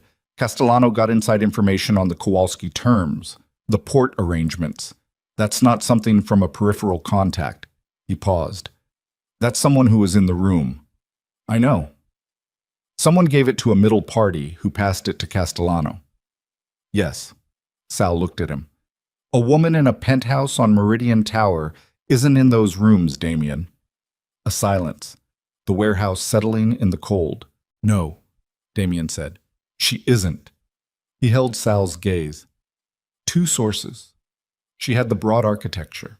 Someone inside had the specifics. "I'll find him." By tonight, Sal picked up his jacket from the chair and left. Damien stood alone in the warehouse for a moment, his breath visible in the cold air, and thought about the chain of causation that had brought him to a cold storage facility on a Tuesday morning in January, trying to prevent the dismemberment of everything he had built over 20 years. He thought about one specific decision point: the Harrington Gallery, September 14th, a fundraiser he had attended because it was professionally prudent and where he had seen a woman he had not seen in 9 years, and had made a choice that he had told himself at the time was about feeling something true after years of feeling nothing. He thought about what it had actually been. He thought about Vanessa's voice. "I never lied to you. True." She had shown him exactly what she was. He had seen it and decided it didn't apply to him because he was Damian Blackwood, and things that applied to other men had historically not applied to him. He was standing in a cold warehouse on a Tuesday morning. They applied. The internal leak was a logistics coordinator named Theo Brandt, 29 years old, 18 months with the organization, who had been approached by Castellanos people in October through a mutual contact at a South Side bar and had been providing route specifics in exchange for a payment arrangement he had apparently convinced himself was low risk because the information was narrow enough to be deniable. Sal identified him by 6 p.m. He was brought to the Clybourne warehouse at 8. Damian was there when they brought him in. Theo Brandt was thin and had the kind of face that made him look younger than 29, which had probably worked in his favor most of his life, and was currently working very much against him. He sat in a chair in the middle of the warehouse floor, under a single overhead light, his hands loose in his lap, and looked at Damian with an expression that had passed through several stages of fear and come out on the other side into a kind of glassy, suspended resignation. Damian pulled a chair and sat facing him, 6 feet between them. He did not stand over the man. He did not raise his voice. He had found, over 20 years, that the most effective posture for extracting accurate information was the one that felt most like a conversation, because fear degraded the quality of what people told you. "How long?" Damian said. Theo swallowed. "October. Mid-October." "What did you give them?" "The Northwest routing schedule. The port contact names, just names, not the arrangement specifics." A pause. "The Kowalski meeting, dates. Dates or terms?" "Dates." "I didn't have the terms in full." Damian looked at him for a long moment. Vanessa Sterling gave them the terms. Theo blinked. The name clearly meant something to him, but he was processing whether admitting that was safe. I didn't know who she was. There was a woman who contacted Castellanos people independently. I was told about it after, that she had provided operational context for what I'd given them." He paused. "They said she came to them, not the other way around." Damian absorbed this. She had come to them. She had made the call within hours of hanging up with him on that November night, and she had come to them. He thought about the word contingencies and felt the particular exhaustion of understanding something that should have been understood sooner. "All right," he said. He stood up, looked at Sal. "He stays here until the Ferrano situation is resolved. After that, he's out of Chicago, permanently. He takes nothing with him that belongs to the organization, and he talks to no one about any of this, ever." He looked back at Theo Brandt's glassy face. "Nod if you understand." Theo nodded. Damian walked out of the warehouse into the January night. The Ferrano secondary meeting was scheduled for Thursday. Damian's contact inside the Ferrano organization confirmed the location, a private room at the back of a restaurant in Oak Park, and the time, 7 p.m. Castellano was expected at 8, which meant he had been given a preliminary hour for whatever alignment groundwork the Ferranos wanted to establish before the offer arrived. Damian arrived at 6:45. He came in through the restaurant's main entrance with Sal and 2 men, came in without ceremony, and without the kind of visible hardware that would alarm the restaurant's legitimate staff or the Ferrano family's front-of-house lookout, who clocked him at the door and went immediately to his phone. Damian kept walking. He reached the back room before anyone had time to reset the situation, pushed through the door, and walked into a room containing 3 men from the Ferrano secondary leadership, a bottle of good wine, and the particular atmosphere of a gathering that had not expected an interruption. Marco Ferrano, secondary leadership, mid-50s, the kind of face that had once been handsome and was now weathered into something that looked like authority. Looked up from his chair at the head of the table and went completely still. "Damian," he said. Marco. Damien pulled a chair without invitation and sat down. Sal and the two men remained standing at the door. I heard you have a 7 o'clock and an 8 o'clock tonight. Marco looked at him with measured eyes. You're the 7 o'clock. I'm the interruption to the 7 o'clock. Damien put both hands flat on the table, an old gesture, open palms, nothing hidden, borrowed from negotiating rooms he had been in before he was old enough to be in them. I'm going to tell you something true, and then I'm going to make you an offer, and then you can make your 8 o'clock meeting or not. That's a decision you get to make after you've heard both sides. Marco said nothing. The two men with him were still and watchful. Victor Castellano built whatever he's offering you on stolen information, Damien said. My operational data provided by a source with personal access who acted out of personal grievance, not intelligence. Grievance. He let that sit for a beat. The arrangement he's going to propose to you is calibrated specifically to the vulnerabilities that information revealed, which means the moment he uses it against me, the usefulness of the intelligence is spent, and what you have left is an alliance with a man who builds strategy on information obtained through personal betrayal. He looked at Marco directly. You've been in this business longer than I've been alive. Tell me what you think the shelf life of that kind of man is. Marco's face moved through something internal. He reached for his wine. He did not answer the question because the question did not require an answer. He drank, set the glass down. What's the offer? He said. Damien laid it out. He had come prepared, had spent 2 days constructing an arrangement that gave the Ferranos a better position on the port than anything Castellano could offer, because Castellano did not have the port relationships, would never have them, had been trying to get them for 4 years, and had never been able to close the gap because certain relationships in certain industries were built on duration and could not be purchased. Duration was the one thing Damien Blackwood still had that Castellano didn't. The conversation ran 40 minutes. Marco asked 5 questions. 3 of them were about the port terms. 2 of them were about what Damien intended to do about Castellano after this meeting, and Damien answered those 2 questions with the precise and honest minimum that the situation required. Enough to communicate resolve, not enough to implicate Marco in whatever came next.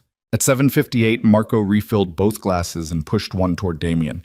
Damien picked it up. They drank without toasting. It was a different kind of ceiling.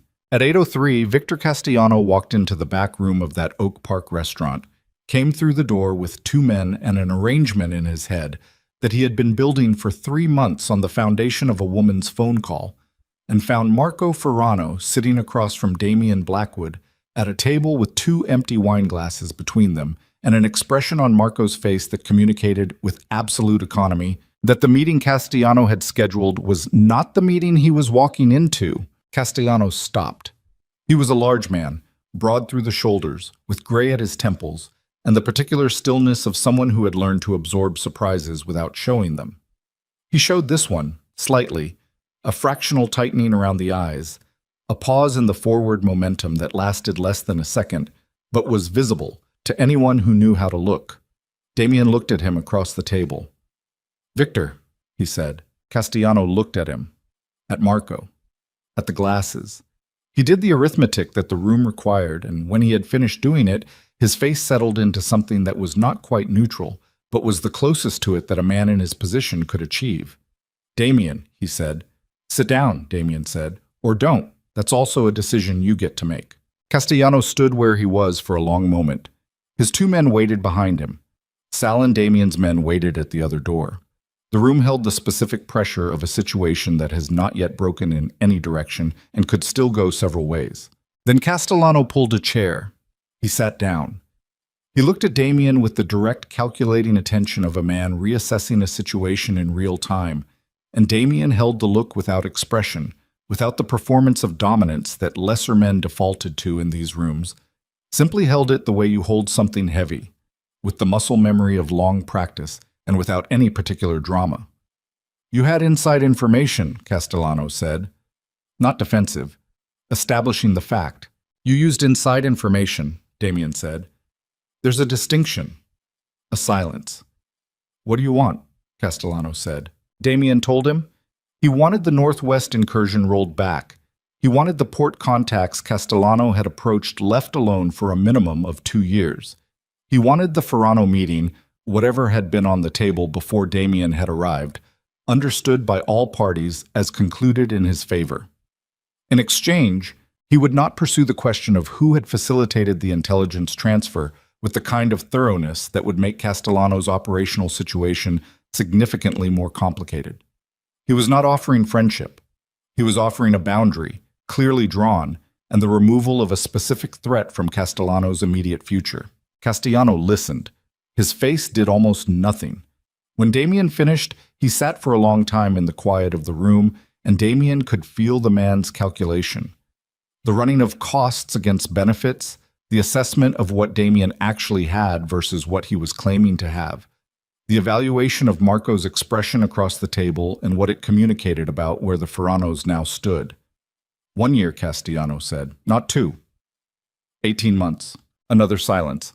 Castellano's jaw moved slightly. 18 months on the port contacts. I want the Crestwood southern boundary acknowledged in writing. Harmon will draw it up. Castellano looked at him. For a moment, just a moment, something passed across his face that was neither anger nor respect but a specific recognition, the way two people sometimes recognize each other across the distance of opposition. Then it was gone. All right, he said. He stood. He buttoned his jacket. He looked at Damien one final time with the honest, uncomplicated look of a man who has just lost something he had spent 3 months building and has decided to lose it cleanly rather than badly. He walked out. The door closed. The room exhaled. Marco picked up the bottle and poured into Damien's empty glass. Damien picked it up. His hand was steady. He had not been sure it would be. She came to him, Marco said quietly, not as an accusation, as a clarification. Yes. A woman scorned. Something like that. Marco looked at him with old eyes that had seen many versions of this story. You should have been more careful, Damien. I know. A man's personal life and his professional life. I know, Marco. A pause. Then the older man nodded, once, with the economy of a man who has made his point and does not require it to be appreciated, only heard. Damien drove back to the city. January night, the lake, a mass of cold darkness to the east, the towers lit above it. He drove himself. Marcus was waiting, but he had sent him home, had needed the specific solitude of the car without presence, without witness. He drove through streets that had belonged to him in one form or another for 20 years and felt them differently tonight, felt them as something contingent rather than owned, which was both more honest and less comfortable than the previous version. He thought about Vanessa. He thought about the clarity of her choice, the phone in her hand at midnight, the number in the folder, the speed of the decision. He thought about what she had said on the phone. I never lied to you. He thought she was right, and that it was the most complicated kind of right there was. She had never lied. She had simply maintained the same operating logic she had always had, the logic of survival, the logic of contingency plans, the logic of a woman who had learned early that the only reliable protection was the one you arranged for yourself.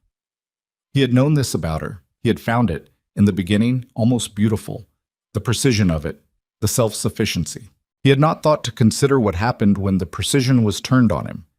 His phone buzzed at 9:40. A message from Charlotte.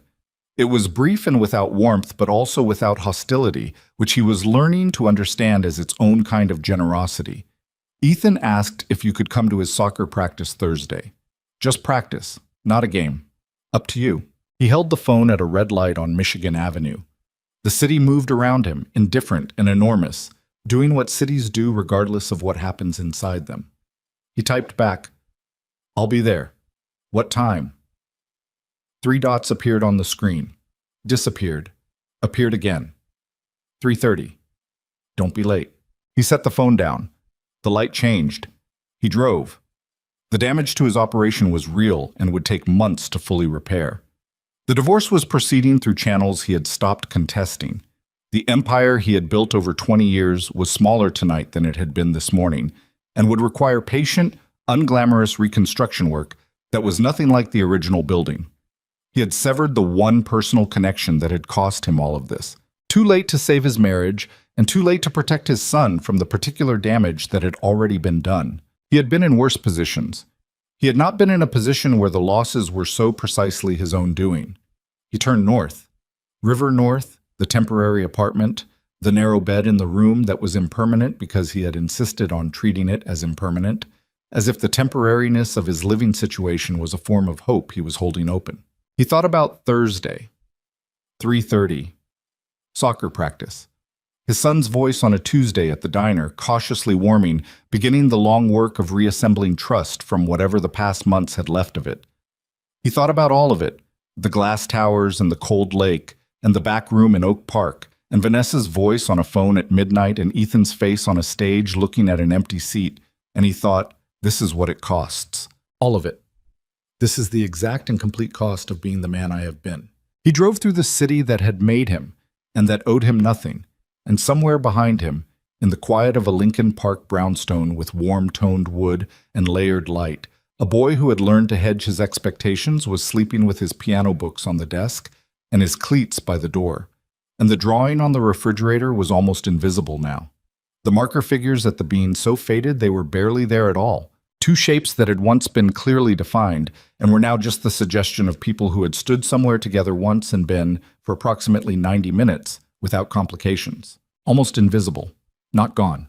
Thursday came in cold and clear, the kind of January afternoon that Chicago occasionally produced between storms. Sky the particular blue of something that had been scoured clean, air sharp enough to make the inside of your nose ache. The lake visible from the elevated train platforms as a flat expanse of gray-green that looked solid from a distance and was not. Damien arrived at the soccer fields near Oz Park at 3:17, 13 minutes early. He parked Gerald. Charlotte had taken the SUV in the division of practical assets, and he had not objected, and walked to the field in a jacket that was not warm enough for the temperature, which he registered and decided not to care about. He was the first parent there. He stood at the sideline with his hands in his pockets and watched the team filter onto the field from the equipment room. Boys in practice gear with the loose, slightly chaotic energy of children released from the afternoon's academic containment. He saw Ethan come through the gate, shin guards already on, cleats in one hand while he hopped on one foot trying to put the other one on, laughing at something a teammate had said. The boy looked up, scanning the sideline with the habitual caution that had developed over the past months, checking first rather than assuming, protecting against the specific disappointment of an expected absence. He found his father immediately. For 1 second, Ethan did not move. Then he got the second cleat on and jogged over. "You're early," Ethan said. "Yes." Ethan looked at him with those calculating eyes, running whatever internal assessment he ran now when Damien showed up for things. Then something in the assessment shifted slightly. Not fully resolved, not yet, but adjusting. "Practice starts in 10 minutes. Coach Davies does a lot of drills. It's kind of boring to watch. I've got nowhere to be." Ethan held his gaze for a moment longer. Then he nodded, once, with the minimal economy of a kid who is not going to perform enthusiasm he hasn't yet fully earned back. He jogged out to join his teammates. Damien stood at the sideline for the full 90 minutes of practice. He did not check his phone. He watched Damien run drills and chase balls and argue briefly with a teammate about who had touched it last, and then resolve the argument with the pragmatic speed of children who have things they'd rather be doing than arguing. He watched his son move, forward-oriented, fast, that particular quality of momentum that looked more Blackwood than anything else about the boy. He watched him fall once, hard, on the frozen ground, and get up immediately without checking if anyone had seen, the same way Damien himself had always gotten up, and felt the thing he had been feeling increasingly around his son, the specific, complicated weight of recognizing yourself in someone and understanding what that recognition costs them. After practice, Ethan came off the field red-cheeked and breathing hard, and they walked to the car together, and Ethan talked about the drill and about Coach Davies' inexplicable loyalty to a formation that nobody liked, and about a kid named Marcus on the team who could do a bicycle kick, but only on his left side. Damien listened. He asked the specific questions that required him to have actually been paying attention, and Ethan answered them with the slightly surprised quality of someone recalibrating. They went to the diner.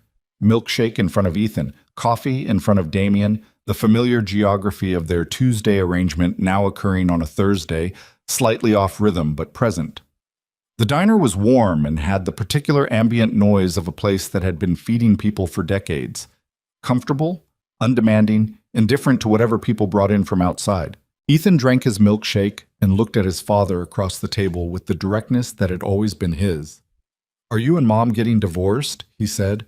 Damien had known this was coming. He had prepared for it, had thought about how to say it in a way that was honest without being devastating, in a way that gave Ethan the information he needed without making him carry the weight of what had caused it. But sitting across from his son in the warm diner with the milkshake and the ambient noise, all the prepared language emptied out, and what was left was just the plain fact. "Yes," Damien said. Ethan looked at him. He did not cry. He did not perform surprise. His face did something internal and absorptive, the way his face had done in the hallway at school after the presentation, taking in a confirmation rather than receiving a shock. "Because of the other person," Ethan said.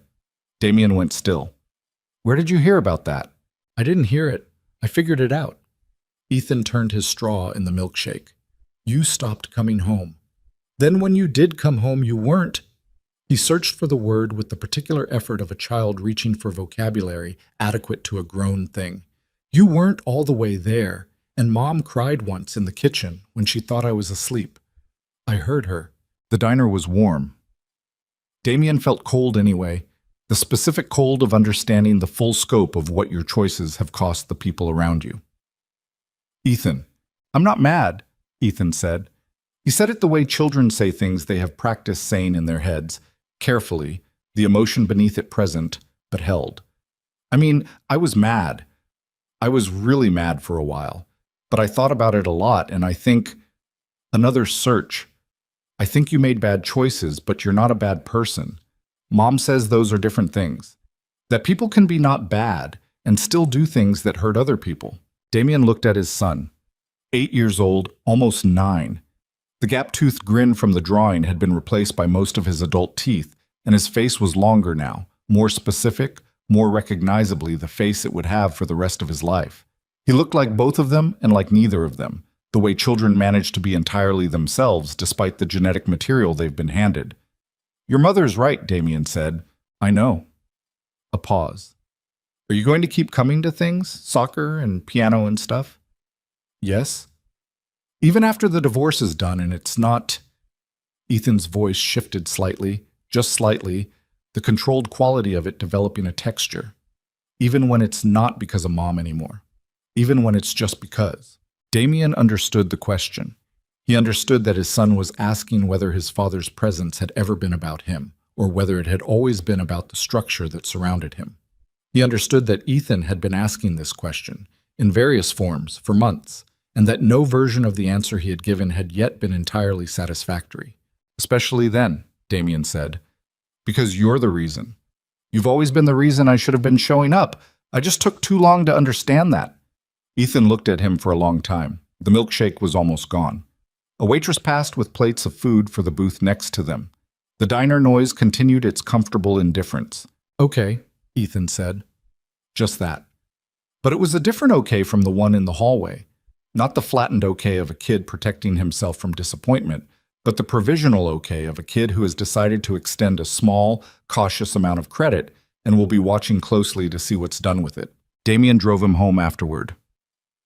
They pulled up in front of the Lincoln Park brownstone at 6:15, the windows lit from inside with the warm-toned light that Charlotte had designed the house to produce, the street quiet in the cold. Ethan gathered his soccer bag and his school backpack and opened the door. "Dad," he said. Damien looked at him. "Thanks for coming to practice." He said it without drama. Then he got out, walked up the steps, let himself in with his key, and the door closed behind him. Damien sat in the car for a moment. The house was lit and quiet.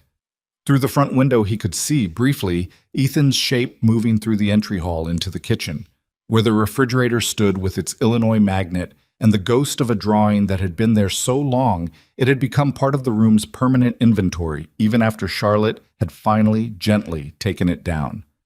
He drove back to River North. The divorce was finalized in March, on a gray Tuesday that was indistinguishable from any other gray Tuesday, except in the specific ways it was entirely different. Reed Harmon handled the filing. Charlotte's lawyer, a woman named Patricia Osei, who had been quiet and precise and absolutely unyielding throughout the process, in a way that Damien had come to genuinely respect, handled the other side.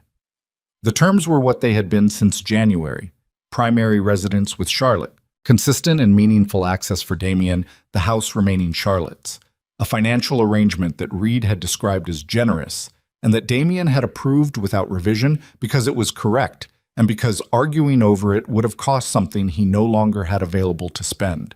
He did not go to the courthouse. Neither did Charlotte. These things were handled through lawyers now, the machinery of formal separation running on documentation rather than presence, which was probably better for both of them. That evening, he called Ethan. They talked for 20 minutes about a science project involving density experiments with various household liquids, and about whether the school's decision to change the soccer league schedule was fair, which Ethan had opinions about. At no point did either of them reference what the day had been. It did not need referencing. It was simply the shape of things now, the new geography, and the work was in learning to move through it rather than in discussing its dimensions. Day? The reconstruction of the organization took 7 months, not the theatrical reconstruction of a man reclaiming territory through force, the slow, unglamorous work of rebuilding trust with contacts who had been approached by Castellano's people, of reestablishing the port arrangements on firmer documentary ground, of filling the operational gaps that 3 months of distraction had created and that Theo Brandt's defection had exposed. Sal did much of the operational work. Damien provided the authority and the relationships. It was, in its way, the most purely professional period of Damien's career.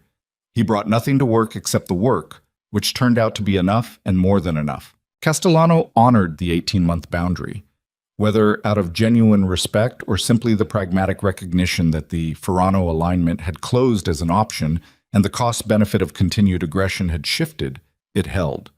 The Northwest Territory stabilized. The port arrangements solidified into something more durable than they had been before. He did not rebuild what had existed before because what had existed before had structural flaws that the crisis had exposed. He built something smaller, more deliberately maintained, with fewer extended dependencies and more direct oversight. It made less money. It was less than he had been. He found to his occasional surprise that he was willing to accept this. Vanessa Sterling left Chicago in April. He learned this through ambient information, the same category she had used when she knew about the Ferrano port situation, the category of things that simply existed in the peripheral awareness of people who moved in adjacent spaces. She went to New York. He heard later through a contact who ran in overlapping social circles that she had established herself in the city's art world in a way that suited her particular skill set, the accumulated knowledge of preferences, the strategic attention, the ambient information, all of it finding its natural environment in a world that rewarded exactly those qualities. He hoped she was well. He meant this honestly and without complication, which took several months to arrive at and felt, when it did, like something genuine rather than performed. He never called her. She never called him. The chapter closed with the specific cleanness of things that end through mutual, unspoken agreement. Mott. The piano recital was in October, 10 months after the school presentation, and Ethan had moved up a level in his pieces. His new teacher, a serious woman named Mrs. Kowalczyk, who wore her hair in a bun so severe it appeared structural, had assigned him something that operated in a different category from the previous year's work, longer, more technically demanding, with a middle section that required his left and right hands to do essentially independent things simultaneously, which Ethan had spent the entire summer and the following 2 months making possible through a practice discipline that was entirely his own and that nobody had needed to impose. Damien arrived at the recital hall 45 minutes early. He sat in the third row, center. He sat there alone for 20 minutes while the hall filled slowly around him. He did not take out his phone. He looked at the empty stage, a good piano, well-maintained, a bench at the right height, a single standing lamp at the side that would light the sheet music, and thought about the school auditorium 10 months ago and the side aisle and the empty seat and 3 words delivered without drama or intention to wound. Charlotte arrived with Ethan 15 minutes before the recital began. Ethan was wearing a collared shirt and actual dress shoes, the ones from the spring that still fit, barely, and he was carrying his sheet music in a folder that he clearly considered optional but had brought because Mrs. Kowalczyk had specified. He saw Damien in the third row and crossed to him without hesitation, not with the cautious calculation of the diner, but directly. The natural forward momentum of a kid who has recalibrated and recalibrated until a new baseline has been established. "You're here," Ethan said. "Third row," Damien said. "I wanted to be able to see your hands." Ethan looked at the seat beside him and then at Charlotte, who had stopped a few feet back to give them the moment. "Mom's going to sit here. There's room on the other side." Damien moved to the other side without comment. Charlotte sat between them. The three of them occupied a row in a recital hall, the shape of their family legible to anyone looking. Separated, reconfigured, present. None of the seams were invisible. They didn't need to be. "He's been practicing for months," Charlotte said. She said it toward the stage, not at Damien, a statement of fact offered neutrally. "I heard some of it," Damien said. "The Tuesday dinners. He runs through sections in the car sometimes, under his breath." She glanced at him briefly. Something in her expression adjusted slightly. Not warmth, not the old warmth that had specific texture and history, but an acknowledgement, a recognition that he had been paying attention to the details and that the details had registered. They sat in a silence that was not comfortable but was not hostile. It was the silence of two people who had known each other for a long time and would know each other for the rest of their lives through the person sitting between them, who was currently not there, having gone backstage, and who would return to the stage in approximately 12 minutes and do the thing he had spent months making possible. "Charlotte," Damien said. She waited. "Thank you." He said it to the stage, the same direction she had used. "For the way you handled all of it. For what you protected him from. For—" He stopped, rebuilt, started from a different place. "For not making him choose. For making sure he always knew where the stable ground was." A pause. In the recital hall around them, parents settled into seats, programs rustled. "I didn't do it for you," she said. "Not cruel. True. I know. I did it for him. I know that too." He paused. "It doesn't change what it was." Another silence. She turned the program over in her hands. On stage, Mrs. Kowalczyk was adjusting the piano bench height for the first performer, a small girl with red hair who would go before Ethan. "He talks about you," Charlotte said. Quieter now. As close to private as you could get in a filling room. "After the Tuesdays, and after soccer. He comes home and he—" A brief stop. "He talks about what you said, what you noticed. He doesn't do it like he's reporting on a stranger. He does it like—" She chose the word carefully. "Like you're someone who belongs in the account of his day." Damien held this.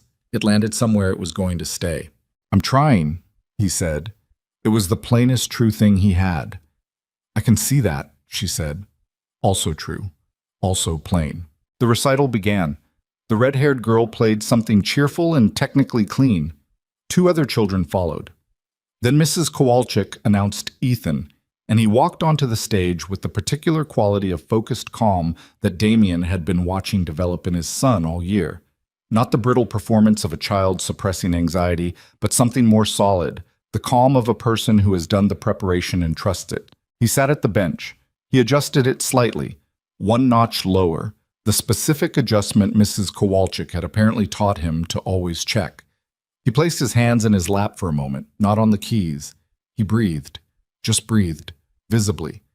A single breath that was entirely for himself, the breath of someone settling into the body before asking it to do something demanding. Then he put his hands on the keys and played. The piece was serious and demanding, and Ethan played it the way he had been built to play it, with the forward momentum that was Blackwood and the precision that was Sterling and the specific quality of feeling that was neither of those things, that was entirely his own, the thing he had developed in the private hours with the pencil-annotated sheet music that nobody had put there except him. The middle section, where the left and right hands did their independent simultaneous work, came and went without error. Not without effort. You could see the effort in the slight set of his jaw, in the way his eyes stayed on the music with absolute specific attention, but without error. The final section resolved the way good music resolves, bringing the urgency back to stillness, the demanding middle section back to the quieter theme. And when the last note finished, the hall held its breath for a half second before the applause started. Ethan sat at the bench for a moment with his hands in his lap, the same position as before he had begun. The breath he'd taken at the start matched now by the breath he took at the end. Then he looked up. He found Charlotte first. She was clapping with both hands, and her eyes were bright, and her face was entirely open. The face she reserved for her son in moments of genuine joy. The face Damien had fallen in love with adjacently, having understood without analyzing it that a woman who loved like that was worth knowing. Then Ethan found Damien. Damien was clapping. He was also, and he was not aware of it until it had already happened, doing the thing he had seen Ethan do after the soccer win. The whole body given over to the feeling, nothing held in reserve. He was not performing it. It was simply present, surfacing from somewhere that had been accumulating it for 10 months of Tuesday dinners and Thursday practices and phone calls about density experiments, somewhere that had been filling up in the slow and unglamorous way that real things fill up. Ethan held his father's gaze across the recital hall and did not look away. And his face, still flushed from the performance, still carrying the specific animation of someone who has just demanded everything from themselves and received it back, did something that Damien would carry for the rest of his life. It went, simply and completely, from careful to open. The calculation lowered. The hedge dropped. Just a kid, looking at his father, having found him in the right seat. Damien nodded at his son. Ethan gave him the smallest, most genuine smile he had given him in a year. Then the applause finished, and the next performer was announced, and the world resumed. After the recital, there was a reception in the hall lobby. Small paper cups of juice and cookies that had been made, marked apparently by some of the students, a fact Mrs. Kowalczyk announced with the pride of a woman who considered baking a form of musical discipline. Ethan moved through the space with 2 other kids, eating 3 cookies in rapid succession and explaining to one of the other parents exactly why the middle section of his piece had been technically difficult in a way that was objectively accurate and also completely unself-conscious. Damien stood near the edge of the room and watched him. Charlotte appeared at his side with 2 paper cups of juice, held one out. He took it. They stood together watching Ethan with the ease of people who had been watching this particular person for 9 years and had gotten very good at it. "He's going to be all right," Damien said. "He already is," Charlotte said. "He's been all right for a while. Kids are—" She paused, watching Ethan demonstrate something piano-related with his fingers on the surface of a folding table while the other kid watched. "They're more resilient than we give them credit for when the adults around them do their part." Damien thought about this, about the doing of parts, about the years he had not done his and the year he had been, incrementally and imperfectly, learning to do it.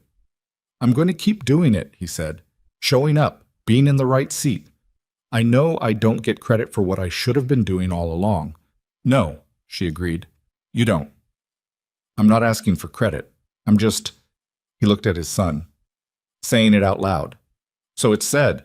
Charlotte was quiet for a moment. She drank from her paper cup. "He needs you to be consistent," she said. "Not perfect. Not the father you wish you'd been. Just consistent. Present. Every Tuesday and every practice and every recital for the next 10 years until he's old enough to decide for himself what he wants from you." She paused. "That's all I'm asking. That's what I'm going to do." She looked at him then, directly, for the first time since she had arrived. Not the stage-directed statements, not the peripheral glances, but directly, the way she had looked at him across every significant conversation they had ever had, with the full attention of a woman who did not look at things she didn't intend to see clearly. He held it. He did not manage his expression. He let her see exactly what was there. What was there was not the Damien Blackwood who had stood at the window of the Meridian Tower 54 floors above the city and looked at the lights and found them beautiful for the wrong reasons. It was not the man who had driven away from his son's school presentation with Sal's messages building up in his phone and told himself he was managing the situation. It was not the architect of a 20-year empire who had confused the permanence of what he had built with the permanence of what mattered. What was there was a man who had been in the 3rd row 45 minutes early. A man who could tell you the specific adjustment Ethan made to the piano bench before he played, 1 notch lower, always check. A man who knew about Marcus who could only bicycle kick with his left side, and about the density experiment involving dish soap and vegetable oil, and about the fact that his son ran through music under his breath in the car without knowing he was doing it.